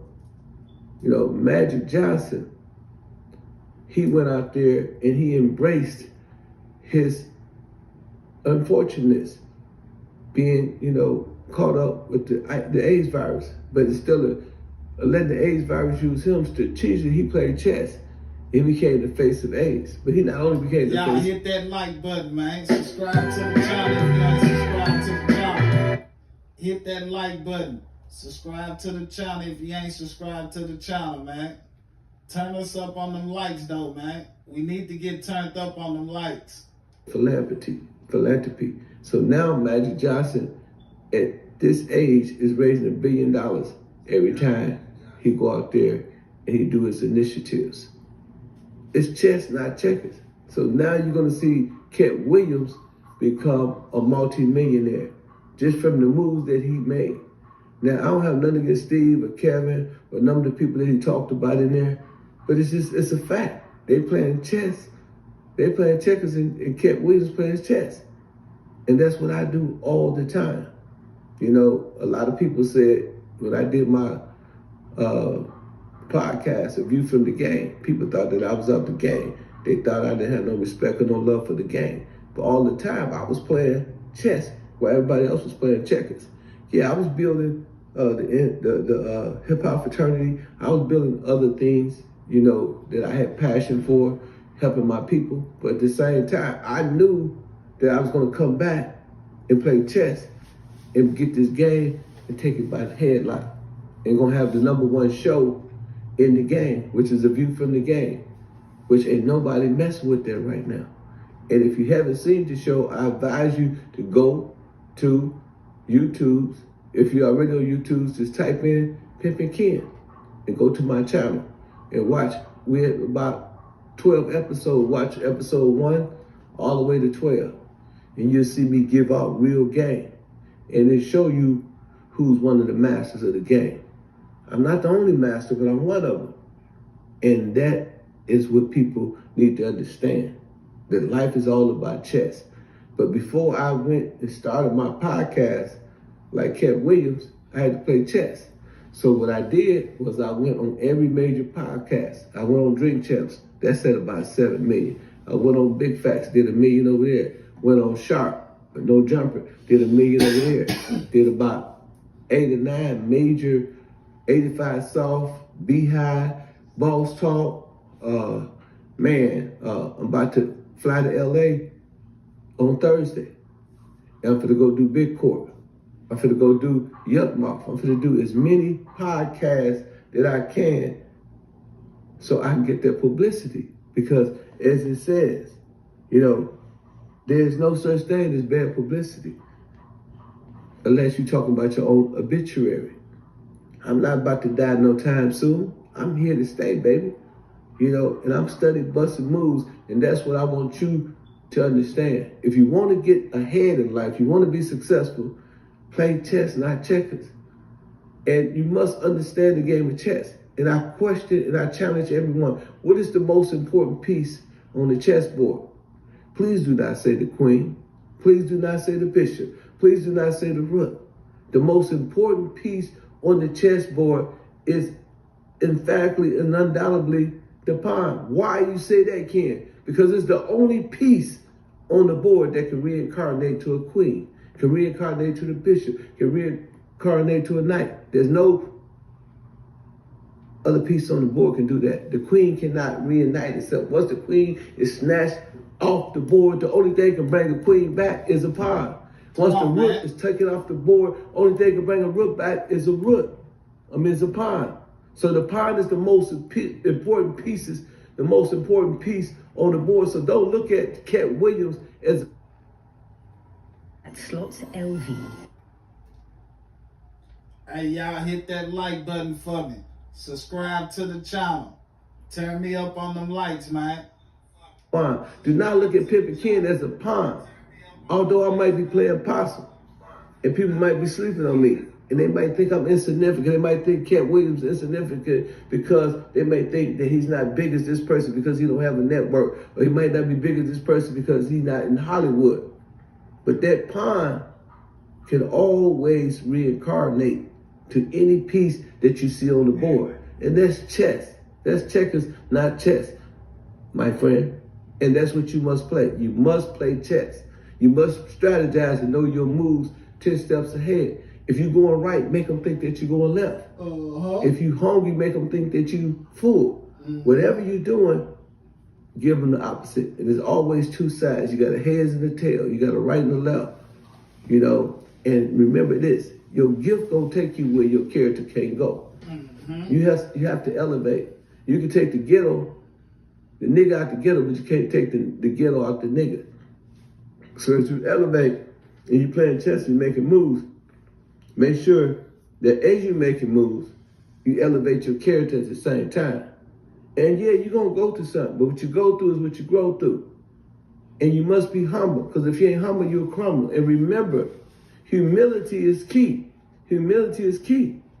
Do not let your ego be your worst amigo when you playing chess. Sometimes you have to lay down. You got to act like you're wounded. You got to make your opponent think that it's all over for you. And then you come back and you mash on them like an Idaho potato. And that's what I do. Yeah. I make people think that I'm going right when I'm actually going left. People try to follow my career and they say, we can't keep up with you, Ken, because you're too elusive. That's right. That's what you want to be. You want to be elusive. You want to be hard Appreciate to y'all obtain. coming through, You man. want to Y'all be hit that hard like to button manage. for You don't me, want man. no one to know what your next move is, because your next move, guess what? It's your best move. And that's chess, my brothers and sisters. And I urge y'all to go get my book, The Art of Human Chess. It's one of the greatest books that ever been written by a brother from the ghetto. Nobody is thinking on that level. I breaks it down. Magic, Obama, 50 Cent. I talk about how 50 Cent was playing chess with G-Unit. When y'all look at the G-Unit video, Wankster, the girl got on the G-Unit pants. And it says G-Unit. And you hear 50 every 5 or 6 seconds in that album, all he talking about G-Unit. What he was doing, he was playing chess. Then he came out with the G-Unit sneakers. He came out with the G-Unit record label. He came out with G-Unit books. And the man made millions of dollars because he was playing chess and not checkers. You know, Jay-Z, masterful chess player. You know, Appreciate you and I'm hitting not that taking like button, sides, but man. it was a great chess move when Jay-Z was able to become president of Def Jam and buy his Don't hate the player, record man. company Hate the back, game. Rockefeller Records. That was a very smart chess move. Now, him and Biggs and Dame sold the company to L.A. Reid, but L.A. Reid gave the company practically back to Jay-Z. You know, that's what chess is. You know, Damon Dash, masterful chess player. Master P, a masterful chess player. Baby and Slim, masterful chess player. About 1 in 5 people with Y'all hit that like button for me, man. Subscribe to the channel if you ain't subscribed to the channel. Masterful chess player. Young Dolph, a masterful chess player. You have to play chess and not checkers. The people that win is the people that understand chess. Like I told y'all, I said my name on the 50 Cent video. Pimping Ken said, don't down and crown. 1 billion people seen that. That's chess. What if I would have said Coca-Cola said don't down and crown? What if I would have said Pepsi said, they would have gave them about a couple $100 million just to say their name. I didn't give 50 nothing. And I got over 1 billion mentions on the internet. And I ain't gonna even count MTV, I ain't gonna count BET, I ain't gonna count all of the stations and all of the places that it played. But it definitely gave me a iconic position in the world of hip hop history. That's why people say everybody know Ken. They know me because I made plays. Remember, me and Lil Jon did 8 million. On that album, I said www.pimpingken.net, sell a bitch pussy to a drip dry wet. I had a website before everybody got to remember. This was said in 2000. Jermaine Dupri, www.pimpingken.com. Just imagine 24 years before people was on the internet, I was playing chess back then. And think about 40 million records, what I'm saying, www.pimpingken.net. On Too Short album, on Lil Jon album, on Pastor Troy album, on 50 Cent album. Every album I got on, over 40 million people, and I ain't gonna count radio and how many people did listen to people's demonstration in their car. How many millions of people heard me say that? That's why I urge you to buy my book, Pimpology and The Art of Human Chess, because I'm going to teach you how to take your game to the next level, how to master the 48 laws of game, how to be a masterful chess player. I wrote the book, The Art of Human Chess. Not physical chess on the checkerboard. I'm talking about on the checkerboard of life.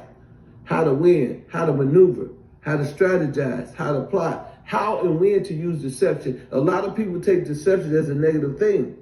But sometimes it's good to know deception as a chess player so you can know your opponent's next move. If he hit the like button, subscribe to the channel. What's the arrangement? The girl makes the money and she gives you how much of it? The arrangement is how I make the arrangement. And it go like this. You make the money and you bring me all of it.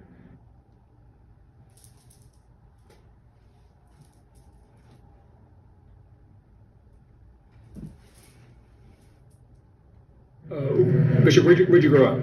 Born and raised in Chicago. You know, west side of Chicago, as a matter of fact, you know, come up in the family, you know, was 8 of us, and father died early, so with the mother with no father, and, you know, we had to decide what we wanted to do, and, you know, coming up in the inner city, it ain't that many opportunities. You know, you either want to be a drug dealer, burglar, or car thief, or, you know, or murderer. You know, I didn't want none of that. And, you know, I chose to be a ladies' man. And how would you describe your childhood? I would describe my childhood as coming up in the inner city. You know, that makes it look cute, I would say, the ghetto. But in my early childhood, you know, I was really blessed. My father, you know, he took me from my mother at an early age because they had split up. And my father had a restaurant, 3 buildings, ice cream parlor. So, you know, I was spoiled at a very early age, you know. So I used to come and spend the weekends with my other sisters and brothers and bring them potato chips and candy and ice cream from my father's store. But when he passed, and then I had to come live with my mother, and here it is, 7 of us in the house, you know, ain't no money, had to figure that out for ourselves. That was my early childhood. Did you have role models that kind of showed you this game, pimping? Role model? No, it wasn't no role model. It's like, you know, the kid in the suburb would see doctors and lawyers coming out the house. Me sitting on the porch, I seen dope dealers and pimps come out the house with 3, 4 girls, sharp, dressed in suits with diamonds and getting in a big flashy car. I said, that's how I want to be when I grow up. And you started pimping at what age? I started in the gang at, you know, something like 16. You know, I had what we call, when you get turned out to the game, like boosters. I used to take girls shopping, and they used to go in these different stores at the mall, steal different merchandise, and at the end of the day, we would, you know, chop it up, you know, give me a third of the merchandise for me driving them out there and different things like that until my gang elevated into the pimp gang. You know, but the early part of the gang coming into it, 16, 17, you know, I'm out in the streets, I'm trying to find a way. Like I said, I didn't want to do them other things like sell dope and drugs because that wasn't my makeup. So I was blessed to be able to become a ladies' man because what happened is early in my childhood, me and my sister Emma used to go to school together. To the channel. And she Subscribe to the channel. Hit the like button, man. Turn us up on them likes, man. 103 people in here. We got 17 likes, man. Get us to 50 likes real quick, man. Do that for me. Tell me, boy, the girls like you. And I just took to that and I ran with it. I was young at 16 and 15, things like that, when girls used to come ask my mother, can they take me shopping with their check? Early stage of my game, man. What's the arrangement with the girl and pimp? So you make She makes the money and brings you how much of it? The arrangement is how I make the arrangement. And it goes like this. You make the money and you bring me all of it. And I decide on how we chop it up and how we make it happen. My responsibility is to be her everything. Her mother, her father, her sister, her brother, her lover, her daddy, all of these things. So in my time of playing the pimp game, my women never did have to really go shopping. I did all of their shopping. They make the money and I supply everything. We used to go to the medical center every 3 months. They know when I come in to check the girl, make sure they didn't have any kind of disease and that they was all right. I played it on a top shelf, how it was supposed to go. Once my game became official like a referee with a whistle, I was off and running. Once I became number one in the game, I was number one for 13 years in a row. And that's being voted by your peers, the players in different states. Come on, man. Come on, man. Nigga said I was number one 13 years in a row, man. Getting it in out here, man. Y'all tap that like button, man. Hit that like button for me, man. Criteria about who doing the best in that 12-month period. The best car, the clothes, the jewelry, the diamond, your women, the respect you get in the street. That's the criteria that the player have to acquire in order to become pimp or player of the year. How many girls have you had, or how many girls would you have at one time? Oh, I had a stable, and a stable consists of 7 females. And my stable was so powerful because I didn't just have flatback. And what I mean by flatback is females that go out to prostitute and all they do is sell that split between their legs. I had thieves, professional thieves that know how to go and bring 10,000 Rolex, Cartier, you know what I mean, furs home, you did? And that's what made my game top shelf because I had the best of the street life female. I was considered number one on being able to work them black girls. It was a struggle, man, but I played it. You've had girls of all races, right? Well, yeah, I have girls of all races, but my official thing was black girls. And black girls wasn't easy to handle. And I want to tell you a story about a black girl. Her name was Michelle. She was like, you know, my bottom chick. I mean, she would bring home other chicks that made my game solid. And, you know, I had my girls working on the west side on this street called Lake Street, Lake and Halsted. And I didn't allow my girl to date blacks. And so a black guy pulled up to date a trick. And she refused to date him. And he shot her 5 times. Couple of bullets in her head and her body, and she was rushed to the county hospital in Chicago. I got the call that this had taken place, and me and my sister, and we went to the hospital, which was the county hospital at the time. And when I got there, her mother was there and her sister was there with her, and I walked in with my sister. And as soon as she seen me, she laying there with tubes in her, you know, IV everywhere. And the first thing she said when she saw me said, "Daddy, I can't wait to get out of this bed to go get you your money." Her mother looked at me and said, "What have you done to my child?" I said, "Nothing. They're just dedication, ma'am, pure dedication." That's the same female that would get shot in the leg on the stroll, run home, tie up her leg, change wig, and go right back to work. It was a dedicated process. It was by choice, not by force. Will you have sex with the girls that are in your stable? Yeah, I had sex with the girls that was in my stable. I had some very beautiful young ladies. I mean, they was young, tender, and wild. And it was just amazing to have such a stable of quality, beautiful black women. And it was amazing. You know, I used to lay in the bed, you know, the thought of that with 7 chicks and, you know what I mean, having a chick on every arm and every limb and being able to satisfy and enjoy that thrill is every man's, you know, imagination.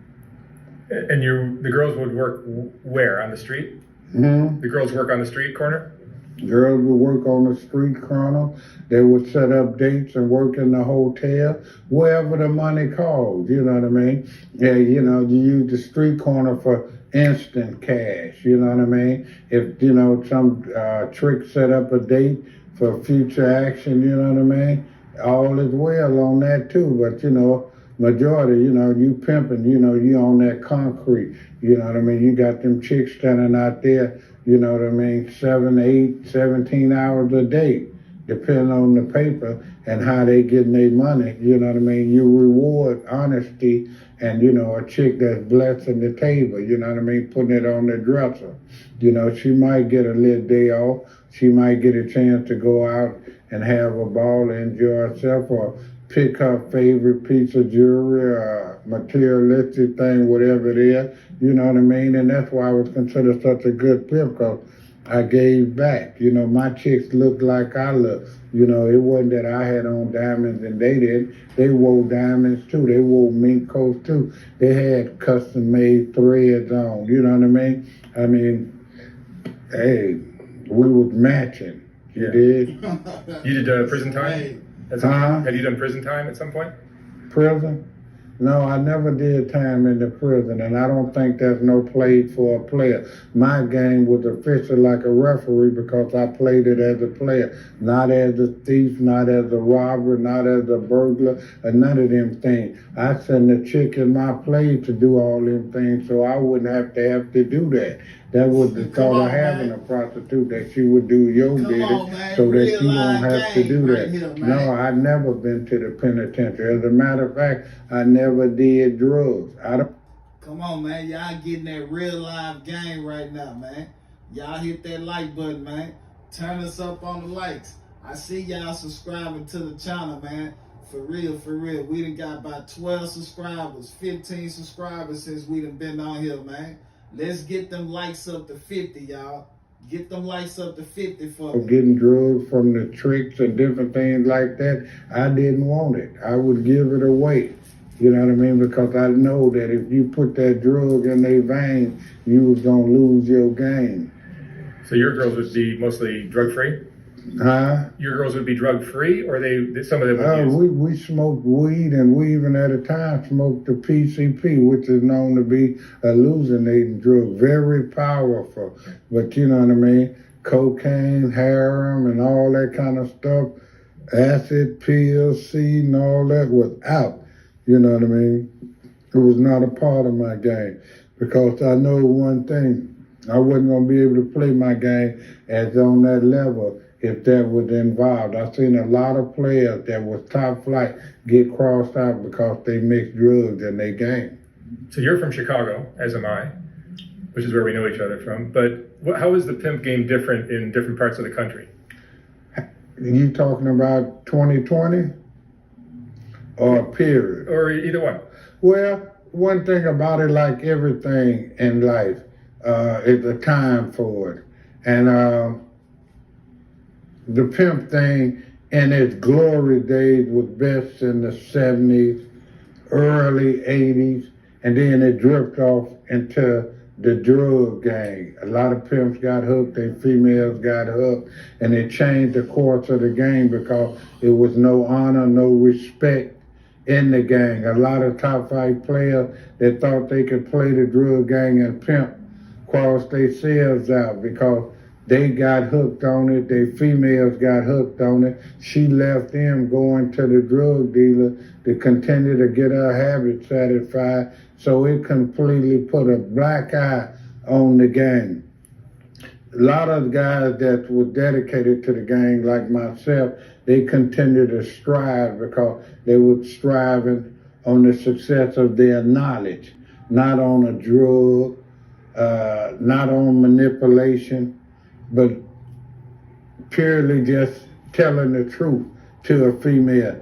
You know, what I told my girls that, hey, I go to Hollywood, you going to Hollywood with me. And I did that. If I go to the White House, you going with me. I took them to Washington. We went to the gates of the White House. I mean, a woman can appreciate a man that say what he mean and mean what he say. I appreciate that, James. Appreciate you coming through, James. I appreciate that, bro. Subscribe to the channel. Hit the like button up, man. We up 20 subscribers, man. We up 20 subscribers, man. Hit that like button for me, y'all. Turn us up on them likes, man. I'm saying I didn't have struggles and difficulty. Other pimps trying to pull guns on me. I didn't knock pimps and they didn't want to receive or accept the bumping. I had my ups and downs, but I was dedicated to the game to be able to play the game fair, play the game the right way. I didn't want no shortcut or no easy way to becoming number one. I wanted to grind from the concrete to the executive suite so I'd be to earn what I received. And it wouldn't be no doubts about it, just like it is today that I am considered the chairman of the board of famous players everywhere, all over the world. And recently I've known it in the last 2 years, pimp God of all players all over the world, which is an accomplishment. I didn't know that I would achieve that. Not being pimp God is sure enough a fascination. But to be able to become number one in the game for all them many years. And when I got into the game, I just wanted a bad chick. I wanted a diamond ring, a diamond watch, a fur coat, a slick car. I didn't know that I was going to be a game changer in the game, that I was going to become number one, that I was going to be able to lay out game to the other players and be able to go cross country and crown and make kings in different cities. I didn't know that. I didn't know it would escalate to that. But becoming dedicated to the game made me realize it.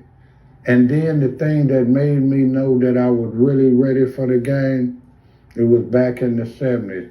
I was on the road with a female thief, and she had went out, and then she got busted. But what she did is, they had her handcuffed to one of them little rails. She got the handcuff from around the rail and jumped out the window of the police station. And we on the road now, we out of town.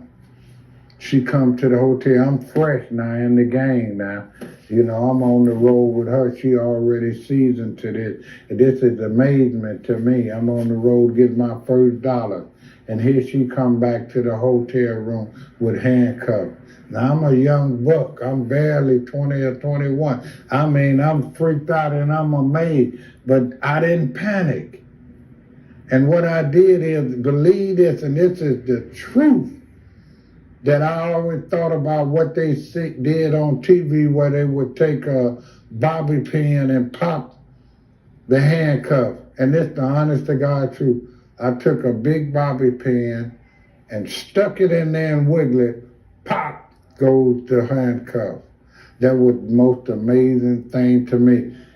It proved to the chick that I was qualified to be her man. And even to this day from the 70s, she's still at my beck and call. And that's over 40-some years. And I proved to myself that I was ready for the game when that happened. See murder back in the day? That's what I heard. What happened? I heard something they had.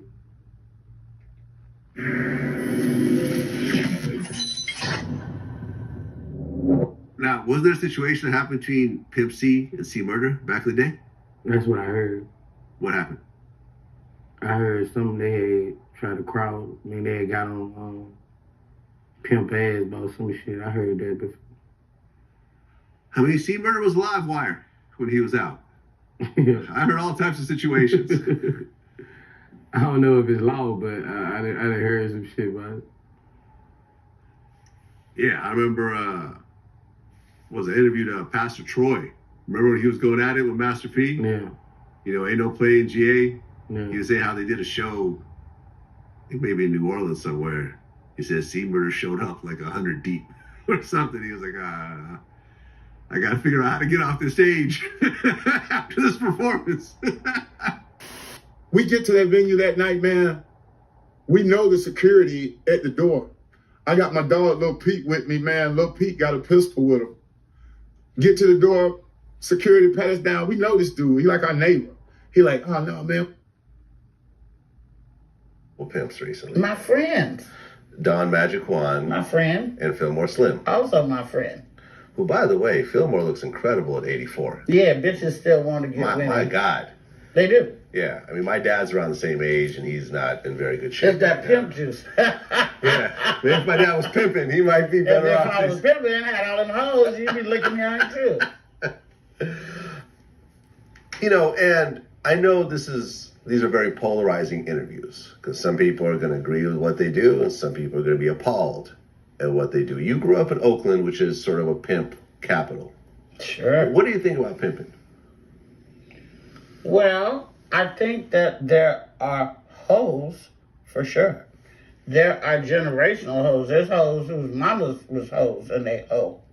You know, I think that the game that a motherfucker spit on a chick with no daddy at home, who needs some attention maybe, and is about getting money, is an easy, it's an easy pull. Especially back in the day when it was a different time, it wasn't about the internet, it wasn't about blah, blah, blah.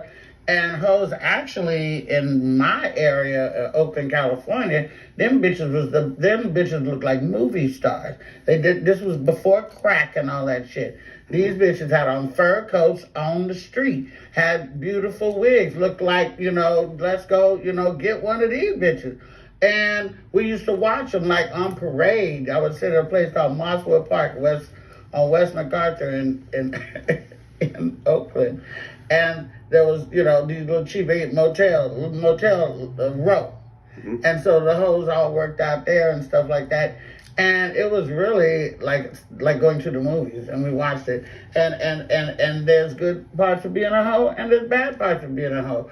But it depends on the dude you choose. I mean, if you got a motherfucker that's just gonna gorilla pimp you and not let you leave, that's one thing. If you get seduced by that, if you get a dude who says, "Fuck you, bitch, if you want to walk away, walk." That's, always cool too. But I think that it all stems down from bitches with daddy issues and all that shit, and a motherfucker who got good game. Yeah, I have no problems with prostitution. It's the oldest profession in the world. It'll be here when cotton and grass don't sell, pussy will sell. Right. Fillmore Slim said that.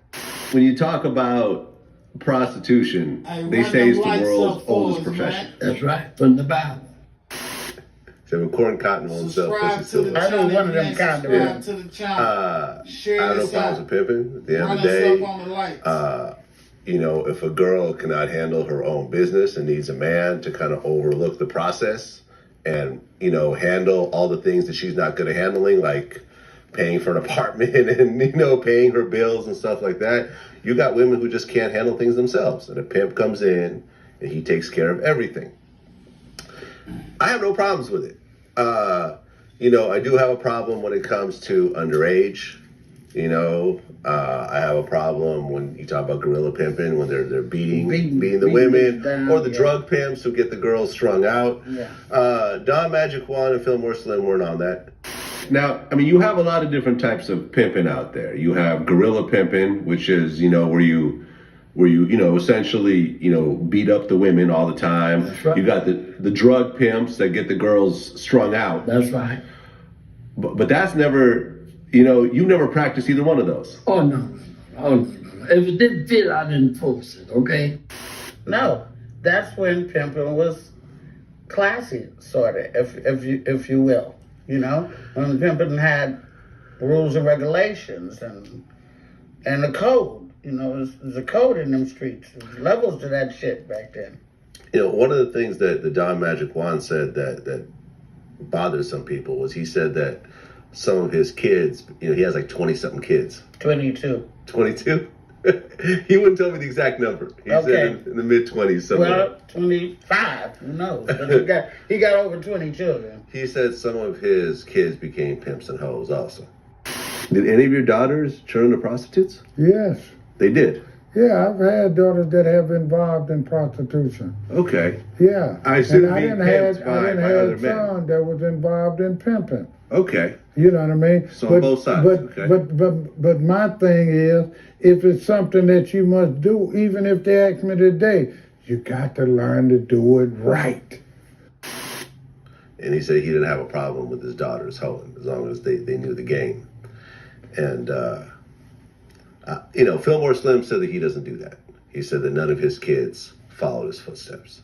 You know, his kids went to college, went into the entertainment industry, this, that, and the third. But Don Magic Juan is very unapologetic. What do you think about that? About a pimp having daughters who end up being hoes? Well, he is such a legend, you know what I'm saying?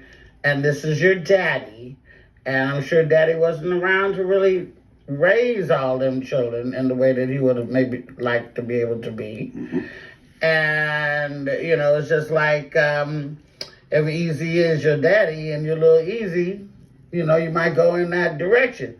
So if your dad is one of the most famous pimps in the world and you live in Chicago or anything like that where he's motherfucking king, then you too might want to get a little pimp juice on you. If you got daughters who are hoes anyway, and there are people who have daughters that are hoes, they fuck for free any motherfucking way. If a bitch out there fucking for free and your daddy was a pimp, how dumb are you to not get paid? So I don't have nothing to say about that because who can control these goddamn kids any fucking way? If you got over 20 of them, they gonna do what the fuck they want to do anyway. I'm sure he didn't say, hey, be a hoe. But he probably did say, hey, I heard you fucking all these guys, you're on your third fucking kid. You know, what are you doing? Like you should have been, not that scenario, but just, you know what I'm saying?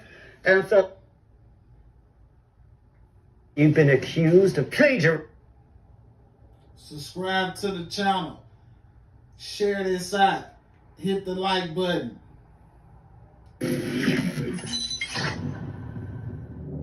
All right, here we go. It is my honor to be speaking to the West Coast godfather of the game and the Pope of Pimping in the house. Fillmore Slim, how are you? I'm all great. Thank you so much for joining us, man. I've been wanting to do this interview for a very, very long time. All right, then. And wow, you're currently 84 years old. 84. And you look great, by the way. Thank you. You look great. You sound great. Your skin looks great. I think everyone would be lucky to be your age at the shape that you're in right now.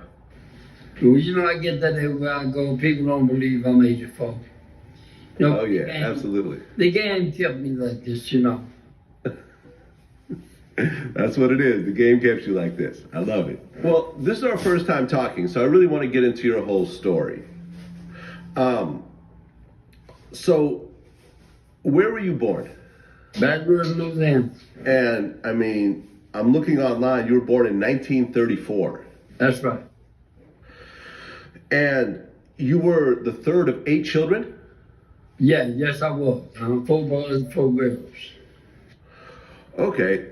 So, you're talking about the 30s and the 40s down south. This was before Martin Luther King. This was before the Civil Rights Movement. How racist was Baton Rouge during that time? Oh, wow. I couldn't even, we couldn't even, in Baton Rouge, that's the capital of Louisiana, right? So, you got the Baton Rouge General there, the hospital, so if a baby was born in Baton Rouge, he had to go to New Orleans. So I was born, I just found that out by midwife. Okay, so you were actually born in your house? That's right. Okay.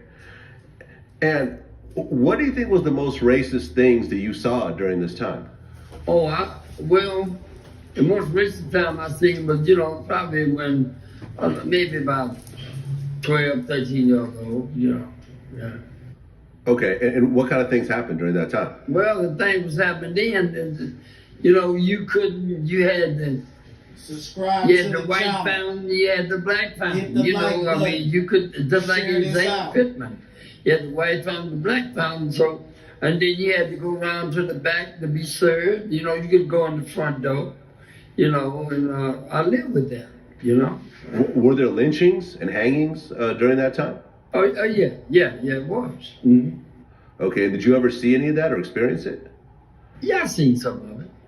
I seen some, in the South, It was boy and girl, boy and uncle, I seen that, coming up, but I had to deal with it. But I mean, I had to leave that because I didn't, you know, I was stubborn, you know. I didn't want to say, when they called me a boy, you know, I turn around and look at them kind of crazy, you know. I ain't no boy, you know, I'm a young man, you know, but it didn't go right with me, so they had to get me up out of the South because I didn't want to follow the rules. Right, because, hold on, let me just look it up real quick. When did this happen? I mean, because in 1955, you had the whole Emmett Till situation. Oh yeah, 1955, that's right. And you remember that? Oh yeah, I do. Okay, so back then, if you were caught with a white girl, it was over for you. Oh, you got home. They'd hang. Yeah, man, sad times. Sad times. Okay, so you're growing up in Baton Rouge, Louisiana. But at one point, appreciate you wanted to whoever leave. just hit the cash Oh yeah, out. yeah, I wanted to leave. Appreciate that What made you $50, leave Baton man. Rouge? Well, what made me leave Baton Whoever Rouge? just hit the South cash just out, I going appreciate in and out of the that farm $50, schools. man. So they Thank sent you me for supporting the to channel. Woodland, Mississippi, you know, to stay with my grandparents, okay, my grandfather. So then when I got to Woodland, Mississippi, then that's when I was working in the field, picking cotton and, you know, farming and doing stuff like that. So I got, you know, I didn't like that too well, you know. I mean, I'd come from school, but really what made me leave there is I came from school one time, you know, our lunch would be in a lunch bucket, you know, hanging up high. So you had to come from school and then you do your chores, right? So I did that. Then what happened is I put my bucket down there and went to feed the chicken. I come back, the cat done ate up my food, right? So I hangs the cat. They say the cat got 9 lives, so I hang the cat 9 times, okay? And after I did that, okay, my grandmother asked me, well, boy, where the cat at, you know? I said, I don't know, so I buried the cat in the backyard. So she back there in the backyard digging, and she dug the cat up. And she knew I had to kill the cat. So then she whooped me with a bull whip, you know, and after the whooping, I called the freight train. You know, I hopped the freight train and went to New Orleans. And from New Orleans, you know, I left there and I went to California. And then when I came to California, it was too fast for me, so I went back home. And then I came to California later on after that. Okay, so you initially went to Los Angeles, right? Yeah, right. Okay, and back then, black people weren't even allowed to go on Sunset Boulevard. Oh, no. But during that time, I was playing at a little coffee shop in Hollywood. You know, we could play there, you know, but that's the only time we could be out there because the police would stop us and say, I played at the little coffee shop down the street as a musician, and it was all right. No, black people wasn't allowed in Hollywood. No. So you go back to Louisiana again? Yeah, go back to Louisiana. Okay, and you're at this point you're playing music. First I came to San Francisco, but then when I went back to Louisiana, I came to Los Angeles. Okay, and at this point you're now playing music and performing. Yeah, I was playing music. Mm-hmm. Okay, and what were you playing mostly? Oh, I was playing the blues. I play guitar. Yeah. Okay. And we lived, you know, when I got to LA, you know, I got a job down there on Alameda Street down there in the Garment District.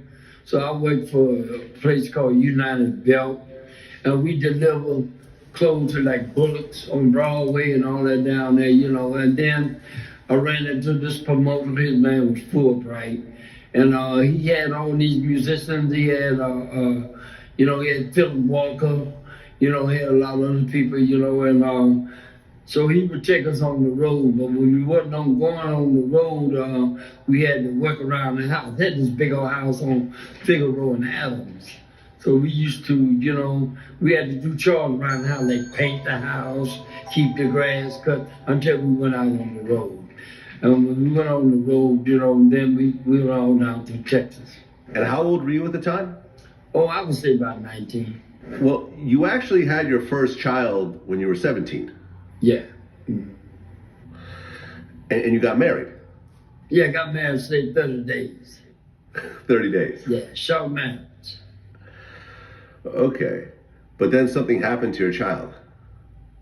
Yeah, well what happened to, no, it not happened to the child. My daughter got killed, working in San Francisco. Yeah, that was the girl. Yeah, she got killed working, she was the waitress at a place called TikTok in San Francisco. And her boyfriend killed her. So your boyfriend killed your first daughter? Yeah. Her boyfriend killed her. Her boyfriend, yeah, sorry, that's what I meant. Okay, how did you react to that? Well, it was pretty bad. Don't react, but he went to the penitentiary, and they figured if something had happened, they'd blame me for it. So I just stayed out of it. I let the authorities handle it. Okay, so then you moved to San Francisco, I guess, to stay with your sister? Yeah, my sister Thelma. Yeah, I moved to San Francisco when I went to Lowell. They tutored me where I could be a average student, so I went to Lowell. What was Fillmore Street like back then? Fillmore Street was the street. Everything was going on Fillmore Street. You had the Blue Mirror, you had the Manor Plaza, you had the Tremolon Ballroom, I used to shoot pool with different celebrities on Fillmore Street, I went to the pool hall called Trees Pool Hall. And I seen all the celebrities come in the Manor Plaza, all the entertainers, the Booker T, Okay, and was there actual pimps and hoes on Fillmore at that time? Oh yeah. Fillmore Street was the street, Yeah, all the clubs up down the Chicken a Go-Go, had the Alabama Club on Post Street, Bop City on Post Street, the Dad Club, and Jackson on Sutter, and that's, during that time, Fillmore was the place. My sister would always tell me, don't never go on Fillmore Street. You go anywhere you want to, but stay on Fillmore Street. So that rang the bell, and I said, I got to see what's happening on Fillmore Street. So I went on Fillmore Street and I got a job. I was working in the pool hall, racking pools, and I seen all the sharks play and all that stuff. So I was walking down the street one day and I looked up at the sign. They was calling me Slim. I looked up at the sign and seen Fillmore. I said, so I put Fillmore on my name. I said, well, I named myself Fillmore Slim. And that's how that name came about. So what year was this? Oh, that was in 1950. Describe to me how you first got into pimping. Okay. Well, like I said, I was with Fulbright, right? And he took us to a little town called Midland, Texas. We was on the road, right? And we was on the road. I'm playing the blues. I'm playing guitar, right? So this chick, right? She, down there where you set up your own bottle, all you do is get your ice, you bring your own alcohol. So this chick would sit right in front of me, and I'm singing the blues, right? And every night, she would sit right there. She had her favorite spot watching me. And after about 3-4 nights, she came up and gave me this money. I'm sitting on the piano. I said, well, what's this for? She said, I want you to have it. I said, why? She said, because I like you. I said, well, why you want to give me this money? I don't know about the game. I said, she said, because I want you to have it. I said, what you do? She said, I go to bed with men for money. I said, well, what is that? She said, date? I said, what you mean date? I didn't know nothing about it. So then she gave me this money, right? And then she, about a week after that, we got ready to leave, go back to Los Angeles, because it was a hotel right next to this club, and it was called the White Front. It was in Midland, Texas. So we got ready to leave to go back to LA. She had her suitcases packed. She said, I said, what's up? She said, I'm going with you. I said, what's your family going to say? She said, I'm a grown woman. I told her I want to go. So I said, okay, so the fellas in the band say, well, man, she's a prostitute, man. We ain't taking her back to California. Now, I ain't making but $10 a night. We ain't getting but $10 a night for each musician, right? So now she done gave me this money. I look at it, I got almost $100 now. This 55, okay? Now, so So I said, well, I'm gonna take her back with me. This is a man, we can't take her. I said, well, this is my van. I'm gonna take her back. It's my vehicle. If y'all don't want to go back with us, y'all catch the bus. So we all that fine agreed, and we went back to LA. And I was staying on Central Avenue in this hotel over the top called Coney Island, right on Central. So so at this time we doing the show. So when we get back there, she tell me, well, show me where you see the girls at. And right there on Central and Vernon, right there, Turn us up you know, on them lights. where the girls Let's were, get right to there in front of 100 the lights, y'all. place was called Dolphin 94 of people Hollywood. in here. And Everybody they hit had, that like button. I showed her where it was, and she went out there, and she came in, she had a little money, and then the second day she came in, she had another girl with her. Okay, so I said, who is this? This is my wife-in-law. I said, wife-in-law? I said, what is that? She said, she's with us. I said, she's with us? So now, she said, yeah, she's working for us, so now I'm too deep, okay? So when I get too deep, you know, I'm playing the blues all around Los Angeles, so when I get too deep, I'll push the guitar in the corner and buy me a used Cadillac and go to the pawn shop and get me a used diamond ring and get me a hat and a pair of Stitch Adams shoes, and the rest was history. So now you're an actual pimp with 2 girls. 2 girls, yeah. But you don't have any experience in actually pimping. It's not like you had an older pimp that came through and gave you all the game. No experience. No experience. But what I'm doing, I'm still playing music, see? I'm playing at a club called the Elbow Bend, you know, down there by Wrigley Field down there in Los Angeles. And what happened then, I put the girls to work, okay? And this Cadillac driver, you don't understand me, and they got my girls in the car. They said, who's film on film? I said, that's me. They said, these ain't your girls no more, they with me now. I said, what? They with you? He said, yeah. He said, young blood, he said, we gonna teach you the game. This how it goes, you know.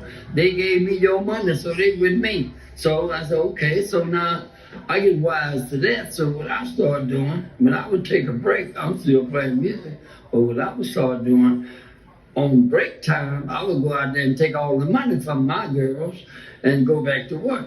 So see, if they didn't have no money, they couldn't catch me. So I learned the hard way. Now, you're pimping and it's illegal. How many problems are you having with the police and so forth at this point? Police. You know, I think I've been to jail more than anybody. You know, I mean, every time they see my Cadillac, they arrest me. Or that's Fillmore. Yeah, let's run him in, you know. I went through that all the time with the police. San Francisco, Los Angeles, you know, but we was die hard. We did what we did, you know. Okay. How long after you started pimping did you actually get arrested for it? Oh, I'd say about,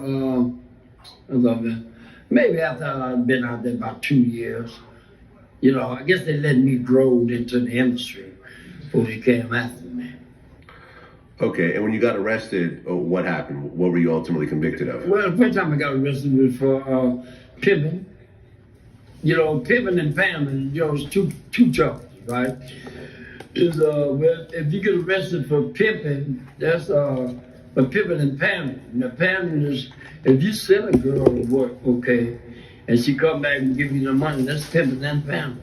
If you proposition the girl to go out there and she don't like it and run off, and then the police stop her and she said this, that's pimping, you know, that's pimping. 266H and 266I of the penal code. Okay, so how big does your stable start to grow in terms of the number of girls? Oh. Over the years, well, it stayed to like about 5, you know. But as it grows over the years, 23 and 24 and 25. Oh, you had as many as 25 girls at one time? 25 on Sunset Boulevard, Hollywood. In 1979 and 81. That boy say he had a number of 25 girls at one time. So that was a lot of money back then in the 70s and 80s. Say, oh shit, nigga, $100 a piece, nigga, that's $2,500. Oh yeah, he was getting it in back then, man. Y'all hit the like button, man. Subscribe to the channel, man. Let's run it up. Get us to 100 likes, y'all. Get us to 100 likes, man. Appreciate everybody that's supporting the channel, hitting the like button, subscribing. Appreciate everybody that's sharing it out, man. For real. And appreciate that one person, man, that hit the cash app with that 50, man. Yeah, I'm telling you, all you have to do is just put your cash app out there, man, and somebody gonna hit that motherfucker, man. Fuck what a motherfucker talking about, man. Run them likes up, man. We gonna keep this content going until the phone, goddammit, go dead. Okay, and I remember, you were in the movie American Pimp, and there was a story about how you hit it. I forgot where it was. I don't know if it was Los Angeles or a different track, but you went out there with a bunch of girls, and, as soon as you hit there, all the girls started getting, taken by all the younger pimps, and then everyone was laughing at you, and then you said, man, that was my second string girls. Okay, now what happened? I went to Los Angeles, right, with some turnouts. These are turnouts, right? So if you got turnouts, what you do, you don't put them down in San Francisco. You take them because you're scared they're going to go back home, so you take them away from home. So we went to L.A., These are girls of age. They ain't no minors, so we go to Los Angeles. And I put them down on the track, Sunset, right there by Pioneer, Chicken Cross, La Brea. And we, all the players sit there while the girl walk up down Sunset Boulevard all the way from Beverly Hills down to Western Avenue. So we sitting there, and I put mine down. I'm new in the town. And dude drive up with them all in the car. About 5 or 6 of them. He said, who's Phil on Slim? I said, that's me. He said, well, these ain't your women no more. They with me now. They done gave me your money and all this. I said, and I think, well, we done knocked y'all. I guess you better go on back to Frisco. You better leave town. You feel me? So I said, no. I said, I'm going to the telephone. So I went to the telephone and I called the real one, my real team. I said, y'all can come to L.A., get on the plane, fly to Los Angeles, rent a limousine, get it all of it, get in the limousine, come to Sunset Boulevard, my Pioneer Chicken, that's where I'll be. So, sure enough, they got on the plane, they came, and they drove up to Pioneer Chicken there by all the other players. Young people wondered, well, who are all these women? I said, they mine. I said, now if you can catch these, I'll leave town.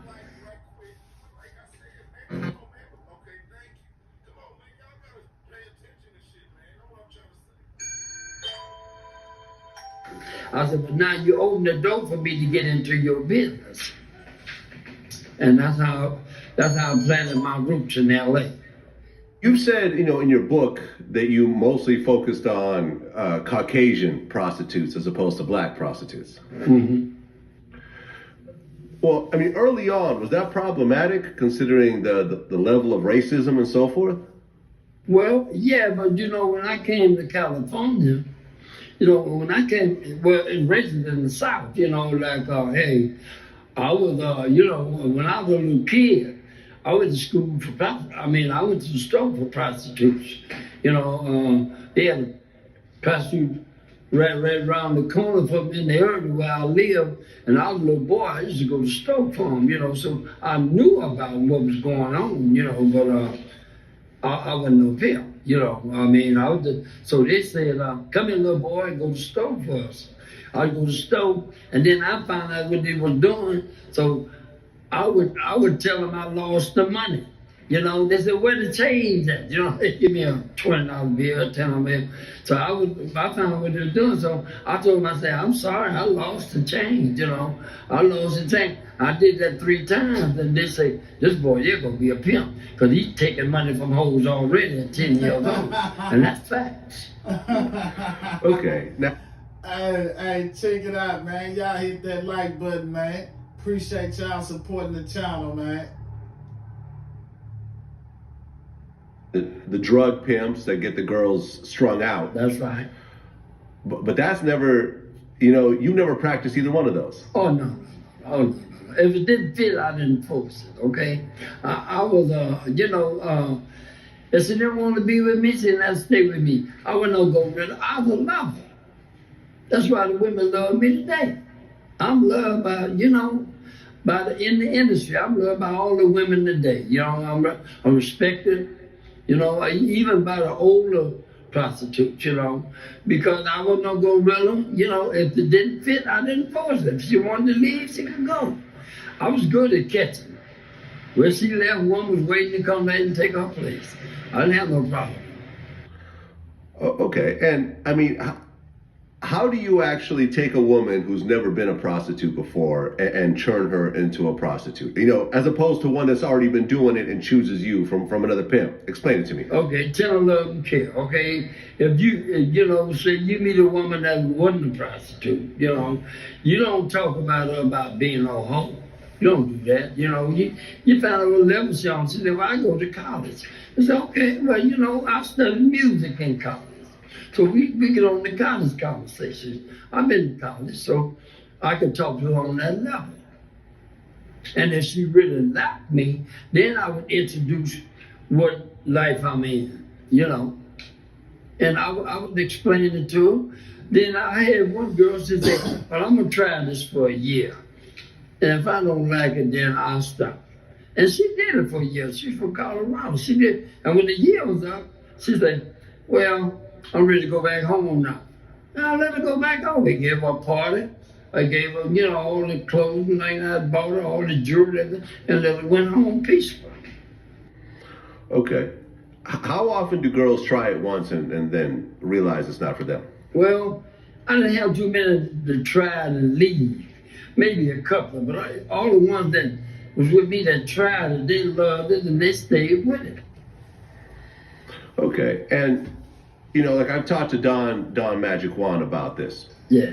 And church. You know, church. I'm Lord. You know, I'm Lord. I ain't church. You know, he talked about how, you know, when you look at prostitutes, the majority of them come from, you know, lives where they were molested by a family member or an older person or stuff like that. A lot of times these women have very deep issues. Well, it's like you said, these girls are coming from, you know, extremely bad backgrounds. Hold it. You can't say that. You can't say that? No. Well, you said that all of them have usually been sexually abused and so forth. I didn't say they all come from background, because you get them from the suburbs also. Okay. You know what I mean? It's just different things that they go through. Now, you can say in the suburbs that they was always like kept under a glove. And once they get free, they get a chance to do and see everything. So it ain't about just a person in the ghetto been child molested. I mean, you got some rich and famous that want to experience that life. Did you find that to be the case? No, mine came from the projects. You know, some of them had children, some of them, you know, on the welfare, you know, and that's where most of mine came from, you know, out of the projects, low rent, you know. So you move in, I mean, you know, you take care of the kids, somebody else take care of the kids, you know, because they was like my kids because they was my people. Okay, and you said in your book that the key to actually having a prostitute is to have a good relationship with her mother as well. Definitely, that's definitely. I remember in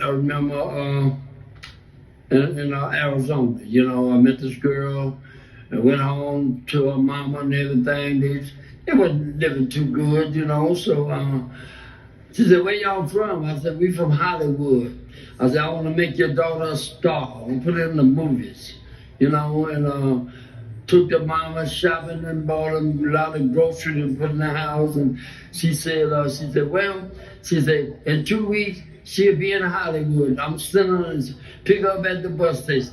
And sure enough, she did that. She sent that girl to me, her daughter. And she was about 21, 22 years old. She sent her. But okay, you got to have a good relationship with the family, you know.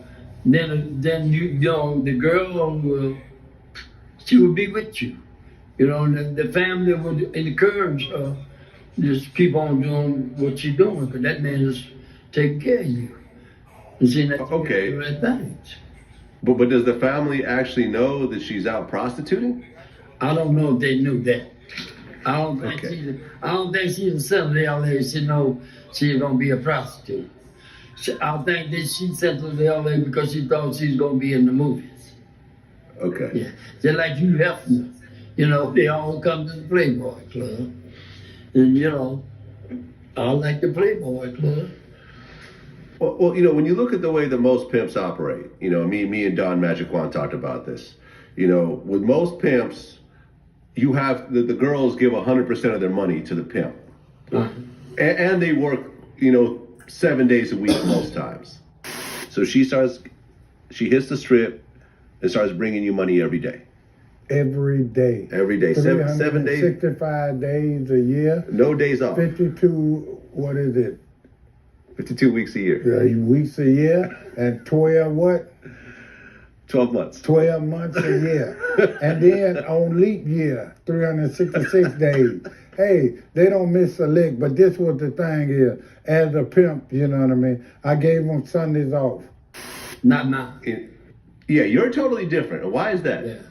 Well, because, I mean, give a girl a day off, you know, give them a day off to go shopping, you know what I'm saying? They done work, they done took chances, you know, so my girls, you know, each one of them had a day off, and her day off to go shopping, get a hair fixed, buy something new, or whatever. Take them to dinner. Okay. And have you ever put your hands on women during the course of being a pimp? What do you mean, fighting, gorilla?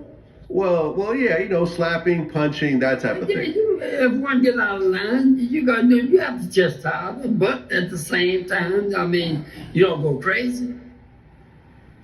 Okay. And then at the same time, you have to chastise one of your women. You don't send her to work that night, you know, because she go out there mad and the police stop her. You got a case. You know, I mean, people look at a pimp lifestyle and they think that it's glamorous.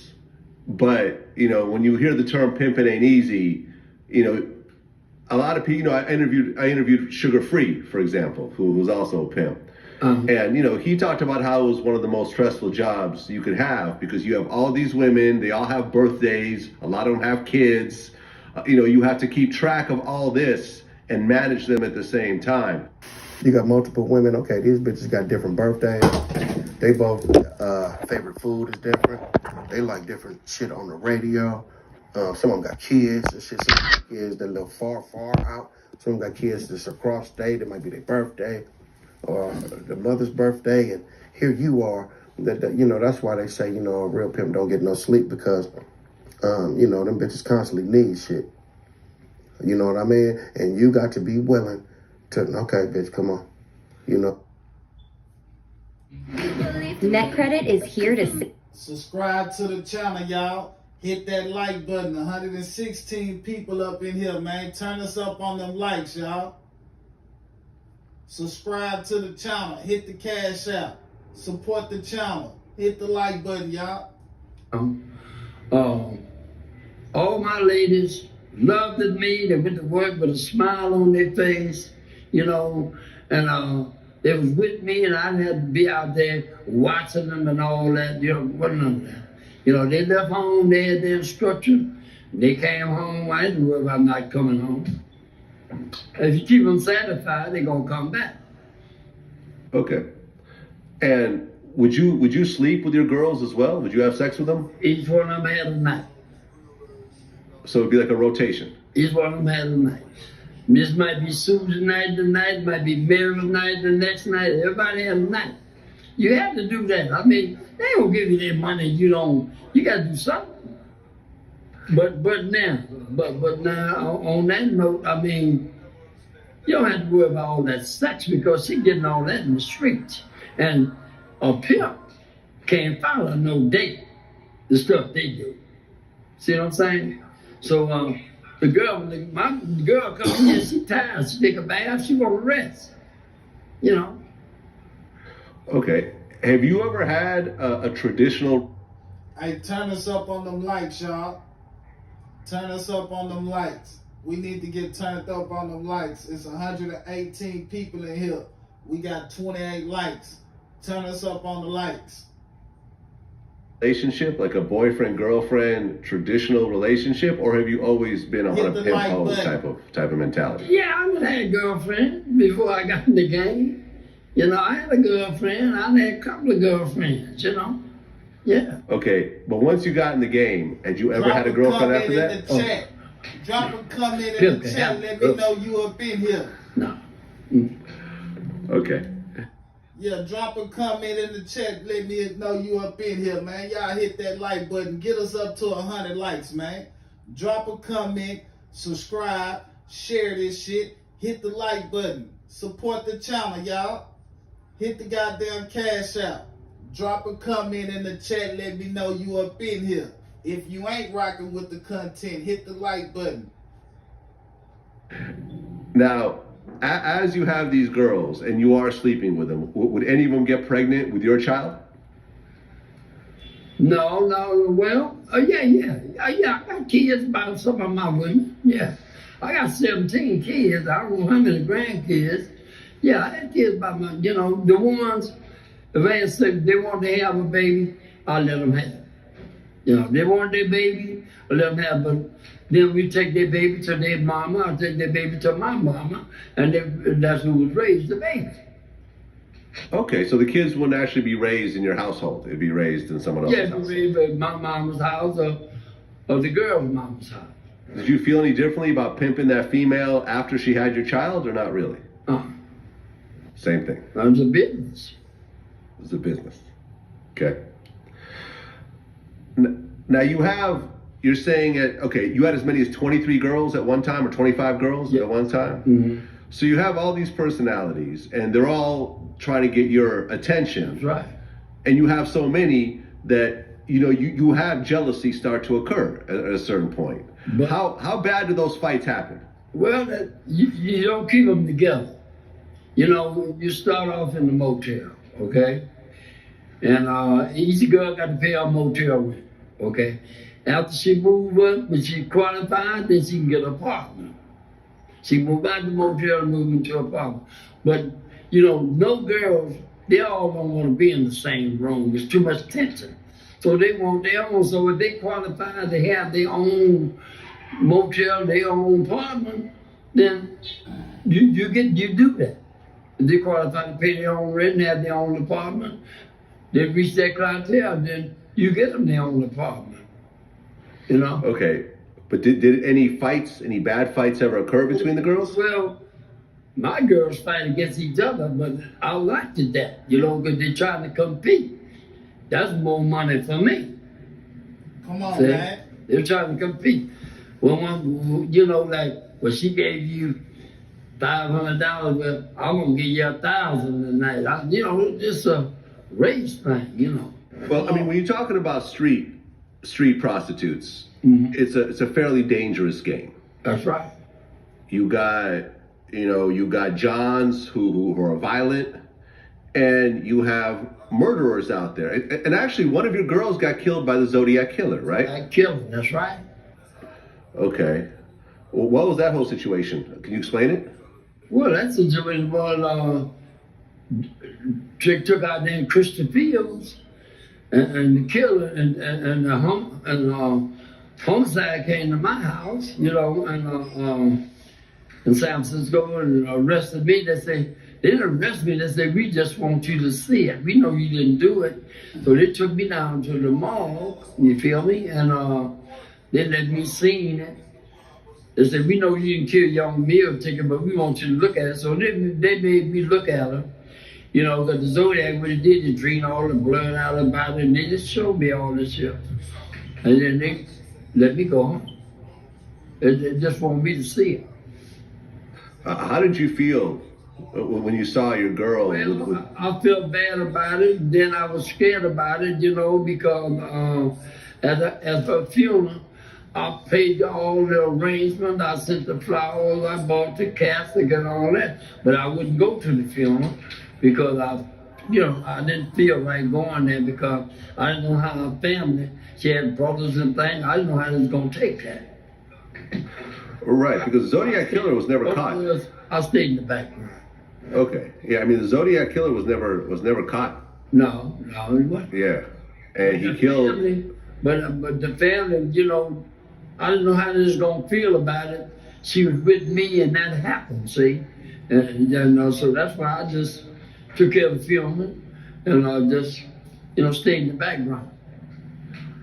I mean, outside of that situation, how many bad situations have you had with Johns and your girls? Well, I had one got bullet in her leg. Now she's still alive. You know, she got shot by a date, by a John. Hit You the know. like button. Other than that, Share this it's been out. smooth. I didn't have no Support the problem channel. with the dates. Hit the like button. And I mean, you Hit said the you like never button. carried a Hit the gun or a like knife. button. A gun or a knife? No. You said you never carried guns or knives. No, I had a gun, but I never carried no gun. No, I didn't. You know, when they would call me and tell me they got a problem, I tell them to call the police. See, because the police was out there to protect and serve all those what they was doing illegal, but the police still protect the prostitutes on the streets. Okay. I tell them don't call me, call the law. That way I can get myself involved and like some guy go get their gun and go back. No, I didn't do that. No, call the police. They got a license to carry a gun. So you started pimping in the 50s? I would say about 55. 55. So then in the 70s. Yeah. Yep. So in the 70s, the movie The Mac comes out. Mm-hmm. Did that change pimping at all? I didn't see the movie The Mac. They wanted to put me in the movie The Mac, but see, they were gonna give me the role they gave KC. You know, the one was driving the Superfly car with the red hat on, and that was my role. I was supposed to get out of the car, go in the club, and beat the girl with my hat.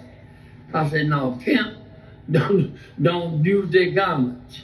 No, I'm not, and so I wouldn't take that role. You know, I didn't like the way the role they wanted me to be in. I could have been in the Mac, but I didn't like the role they wanted to give me. Do you think after the movie came out, a lot more people want to be pimps? I think so. I think the Warner Brothers put it on the map. Okay. I think the first thing was first players ball was in New York City in Central Park. You know, I was there. But you know, you said something interesting in your book. You said that youngsters always ask me about the pimping, but never talk to me about being a gentleman to a lady. Well, now this is what happened. This is what's happened up until today, okay? The real youngsters out there, you know, they want to get into the game and say they want to do it the correct way and stay out, you know, they call me for advice, you know. I tell them, and this is what I tell them. I said, well, you know, you got a black president now, okay? I said, now, you got computers, you know, you smart. I mean, we did what we did to take care of our family. I told them I went out with the electrical typewriter. I don't know about computer, right? I said, but if you're going to get into the game, and that's where you're headed, and that's where you're headed at, just do it the right way. You know, I say, leave the minds alone, you know, no false imprisonment, don't give your girl no drugs, and if it don't fit, don't force it. Bring it all together. Subscribe to the channel, y'all. Hit the like button. Share it out. Support the channel. Okay, and that's been working for you all these years. That's right. Have any of your girls ever turned against you? Oh yeah. Through the police. One girl. Yeah, that's one girl. Only one girl turned against you. Came from Los Angeles and brought her here to San Francisco, and she was on that Sherm, and I didn't know it, right? And so she, I was staying in Pacifica, so she walked out the house, and she was all high and everything, and telling the neighbors that she was kidnapped and all that. And the police came to my house and arrested me and took all of my pictures off the wall and all my pimping stuff, you know, to the courtroom in San Francisco. But I beat the case though, because my lawyer beat the case. Because see, I had Willie Brown. I had a good lawyer. I had Willie. Yeah. Okay. Well, you went to jail in 1972. Yeah. And how long were you there? Jamestown. That was Okay. That's a camp. Okay. How long were you there? Oh, 2.5 years. Mockingbird, Miss 2.5 years. What'd you get convicted Miss of? Mockingbird. Pimping. Good morning, Miss Pimping Mockingbird. Henry. Okay. But then in 1983, you actually went to prison for 5 years. 5 years. Yeah. Okay. What was that for? United States passport, illegal to go to Europe and play music. And was on probation. Oh, so it had nothing to do with pimping at all? No. Play the guitar. Okay. When you did these two stints, when you did the 2.5 years in 72 and the 5 years in 83, when you came out, did you just pick up the pimp operation like you left it, or did it take a while? I came out, okay? I came out playing music. But when I came out, they sicked this ball on me, right? And she came down on the track, San Francisco. She said, I'm looking for Fillmore Slim. I want to choose him. I'm from Seattle, okay? So she said, I got all this money I want to give him. So when I come down there on the street, they tell me, they say, there's a woman down there looking for you, man, a fine chick, and she want to choose you. So now, I'm just coming out of the federal penitentiary, I'm not on parole, but I'm on supervision because I did 2/3 of my time, okay? That's how I go with the feds. So this chick came out and she was talking to me. She said, I want you to put me in a whole house. I'm going to do this, right? So I waited out, I said, nah, I don't know about this, I said, but now is she telling me this for real, you understand me, then I'm going to miss the money.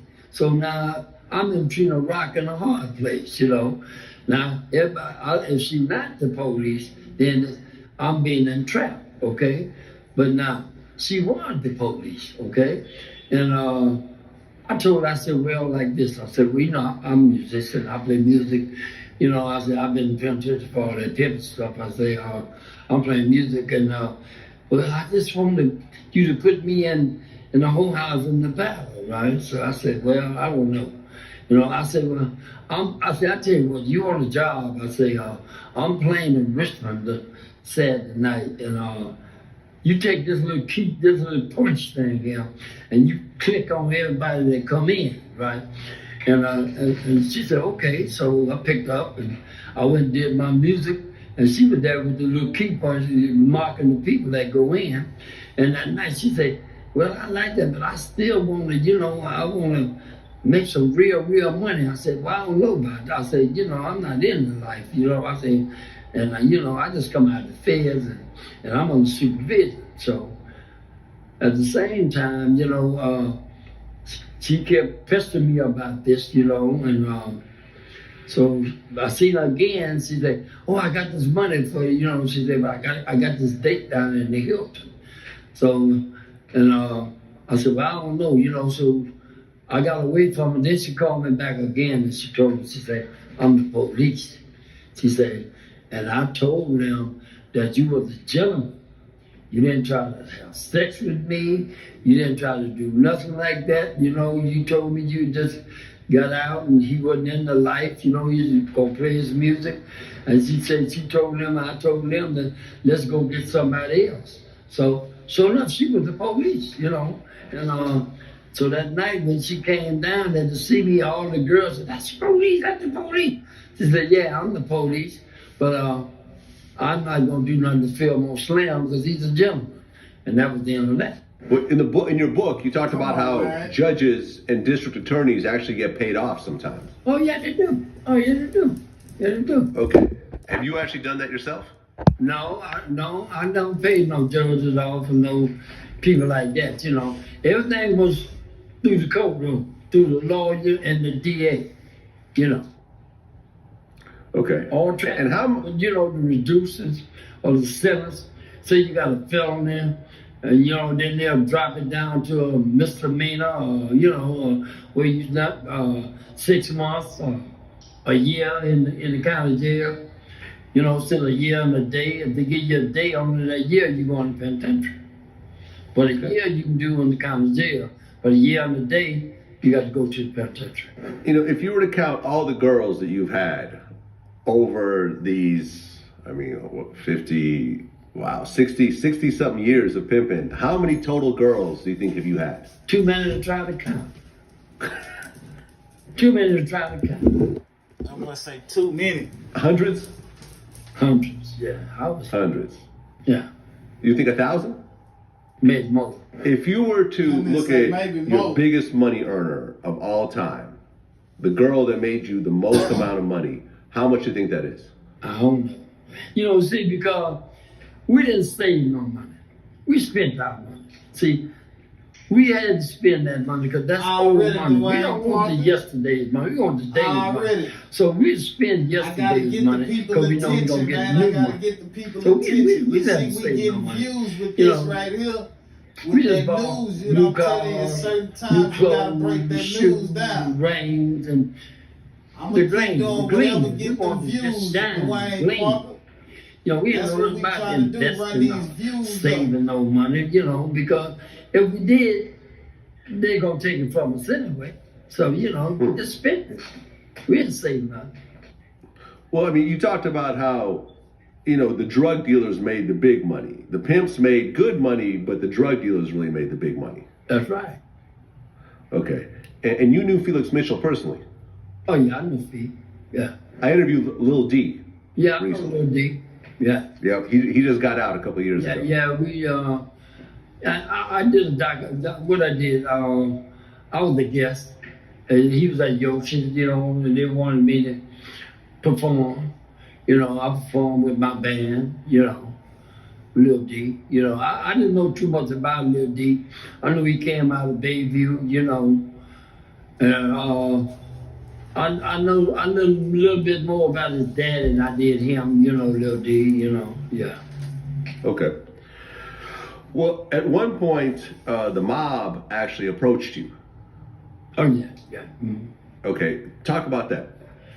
Well, the mob approached me in San Francisco. They said, well, you know, you the kingpin of San Francisco, you know, we can do things together. You know, I said, well, I'm straight pimping now. I don't do nothing else, you know. I don't fool with drugs. I ain't gonna sell no drugs. I ain't gonna sell nothing, you know. I'm gonna let that girl go out there and sell what she got to sell. But I ain't gonna sell nothing. And they respected that. They didn't try to go reel me into doing nothing I didn't want to do. Okay, and this was the Italian mob? Yeah, Italian mob. Okay.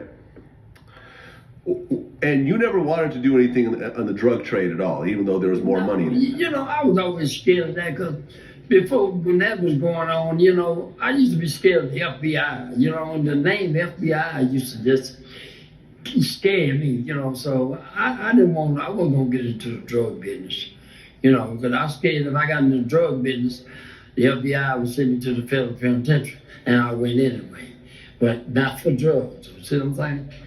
Yeah. Right. Well, you know, when I interviewed Sugar Free, he told me that when they started calling it human trafficking, what changed overall? I mean, the name is scary. It is. Right. It's fucking scary. It's fucking scary from pimping and pandering. I mean, human trafficking. A bitch get a lowering ticket and, you know, go about her way. But, you know, the Subscribe game to got the so channel. disrespectful. Hit You know all what I mean? notifications. Share it out. You know, we wasn't Hit the like brought button. up to Support pimp on the no channel. minors. The cash You know what I'm out saying? is pinned. We wasn't brought Send up the to, cash out to show your support. Hit the you know, like do button certain to show your things support. that Share it out to show your support. that has evolved Subscribe to show your support. in the Drop generation. a comment in the chat We to show your wasn't support. taught those things, you know. Y'all see You know, a every lot of minute the numbers disrespect. going up and down, And, up and down. Man, we gonna run up probably 100K But yeah, views. I seen it taking a turn. We about to run And up show 100K up, man. views, They and come. we gonna be close And to look, you got 100K. trafficking, and you got out the way. The word human. Wow. We you know, running it up over human. here, man. Yeah. Human trafficking. Burlington Coat Factory has thousands of coats, not hundreds. Make sure y'all subscribe to the channel and hit all notifications. We will be live later on. We're going to let the phone charge up. And you know what I'm saying? I'm going to look for some more content, and we will be live later on. Hit the like button. Subscribe to the channel. when human trafficking came out, you know.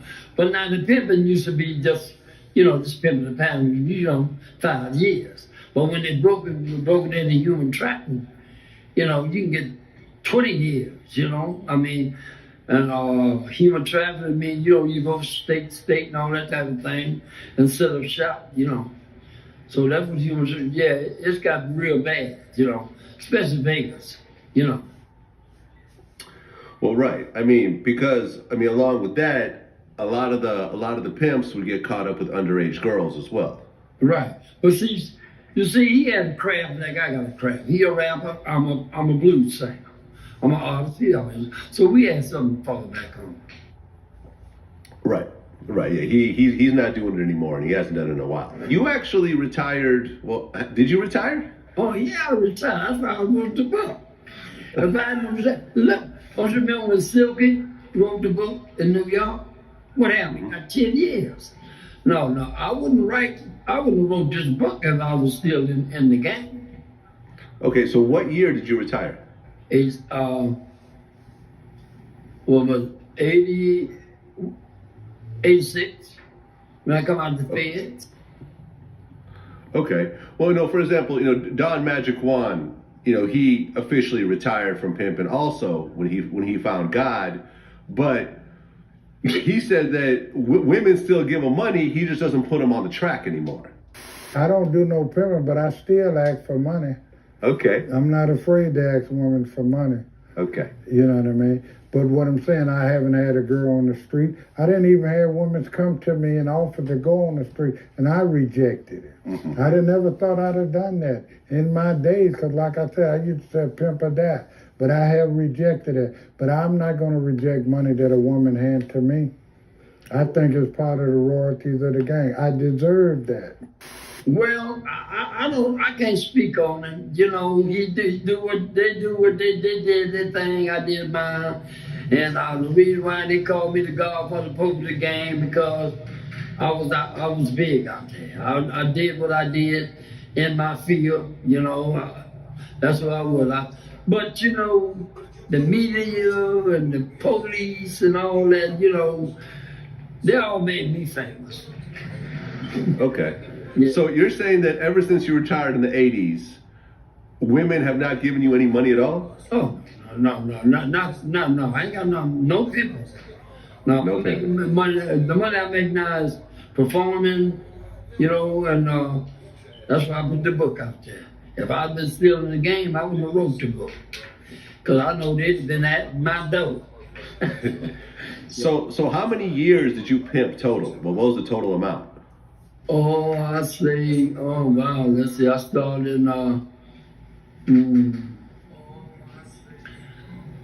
I'll say, I stopped in 86. Well, I stopped in 83 when they sent me away to the fifth jump. So I would say, I built up to 83, down went to the federal joint and came out, and then I stopped. I went into the music. I had to fall back on. You stopped in 83 and you started in what year? Well, I started December the 15th of 83. I came out in 86. Okay, so 83 was the last time you pimped? That's right. And what year was the first time you pimped? Oh, the first year I got into it? Mm-hmm. Oh, 55. Okay, so almost 30 years, 28 years. Mm-hmm. Well, you said that there's a difference between a pimp and a Mac. That's right. Explain that. What the between pimp and the Mac? See, a pimp is, you know, he ain't got, you know, he's like what do you call it? He's like a PFC in the army. You know, he ain't got no stripes, okay? He's just a pimp. Then after so many years of pimping, you understand me? Then he become a Mac, okay? And then when you become a Mac, he got all his stripes, you know. He got all his stripes. You also said there's a difference between a hoe and a prostitute. Oh yeah, it is. Now, a hoe is a married woman that run around. A prostitute is a woman out there getting down for her money. Okay, there you have it. Well, you're making money over time, and it's all cash. and there was a situation where you had 100,000 in cash, but you couldn't touch it. Mm-hmm. Explain that. Oh, we know about that too. All right. Okay, well, I put $100,000 in the safe deposit box, San Francisco, before I went to the penitentiary and my jewelry, right? Now, I go do the time and come out, you understand me? So the reason why I was putting my money, wouldn't put it in the bank. I put it in the safe deposit box. But when I go down there, they got a seal on it. So you got to go see the federal government. So I don't go see the federal government. I said, no, if I go down there and claim this money, they're going to send me to the federal penitentiary. So I leave this money. This money is still out there today on unclaimed money. I leave this money and go to the joint, come back. There's a lot of people tell me I can get a lawyer and get that money, pay tax on it, but I don't worry about it. Okay, so there's 100,000 sitting in a safety deposit box right now that you can't touch. Well, I don't know how long they let it stay there before. It's been long before they, whatever they do with it. But it was there for a while. There was some sort of thing that happened between you and Whoopi Goldberg. Yeah. Well, what happened? Well, I don't want to say Whoopi Goldberg and say I was slandering her or nothing like that. She is a female star, so you have to be careful what you say about Whoopi Goldberg. I don't want to come at me, but we had a little incident just before she was a star. And she was down there, she had this big house, and she was studying to be an actress.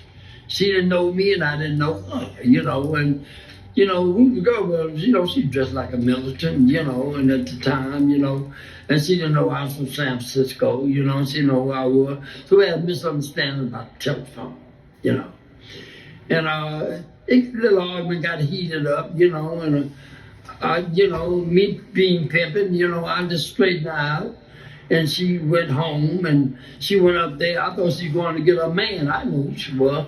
She was just militant, like she's in the army or something, and so I thought she was going to get a man. So, in the motel I was staying on the bottom floor, the phone booth was right there. So I was on my knees looking at the phone booth, you understand me, with my pistol, because I didn't know who she was going to get.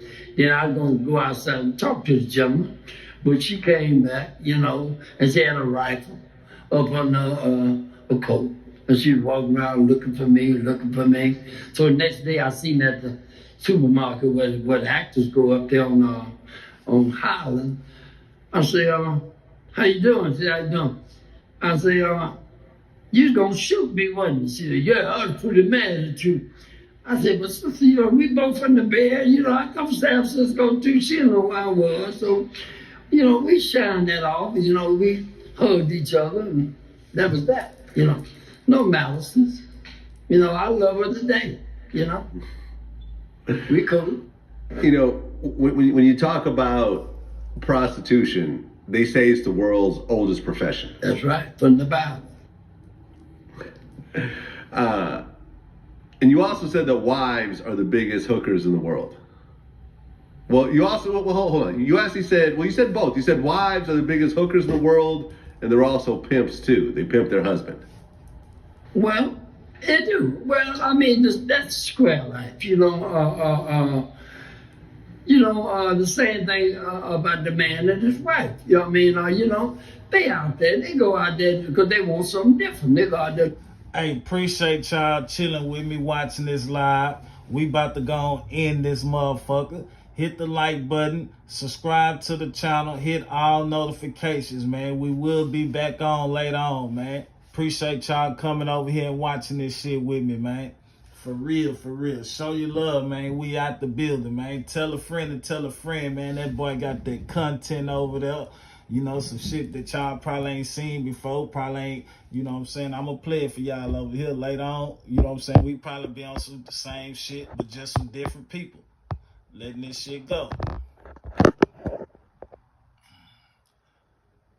Hey, what's up? What's up, Hood Adventures? What's the deal, G? Appreciate you coming through, Hood Adventures. I'm about to go and get up out of here, though, man. We got 3 hours on here. We done ran it up. Kept, goddamn it, 100 or more people in here the whole time. yeah, we gone. Them boys gonna be hating. They gonna be mad and shit. But we ain't doing no tripping, nigga. Yeah, y'all gotta let us up in here. Yeah, y'all can't be the only one getting views, goddammit. We gonna get us some too. And without y'all, you hear what I'm telling you? And without hating on y'all, you hear what I'm telling you? For real. Show your love, man. I'm up out of here, man. Hit that like button. Subscribe to the channel. Appreciate y'all.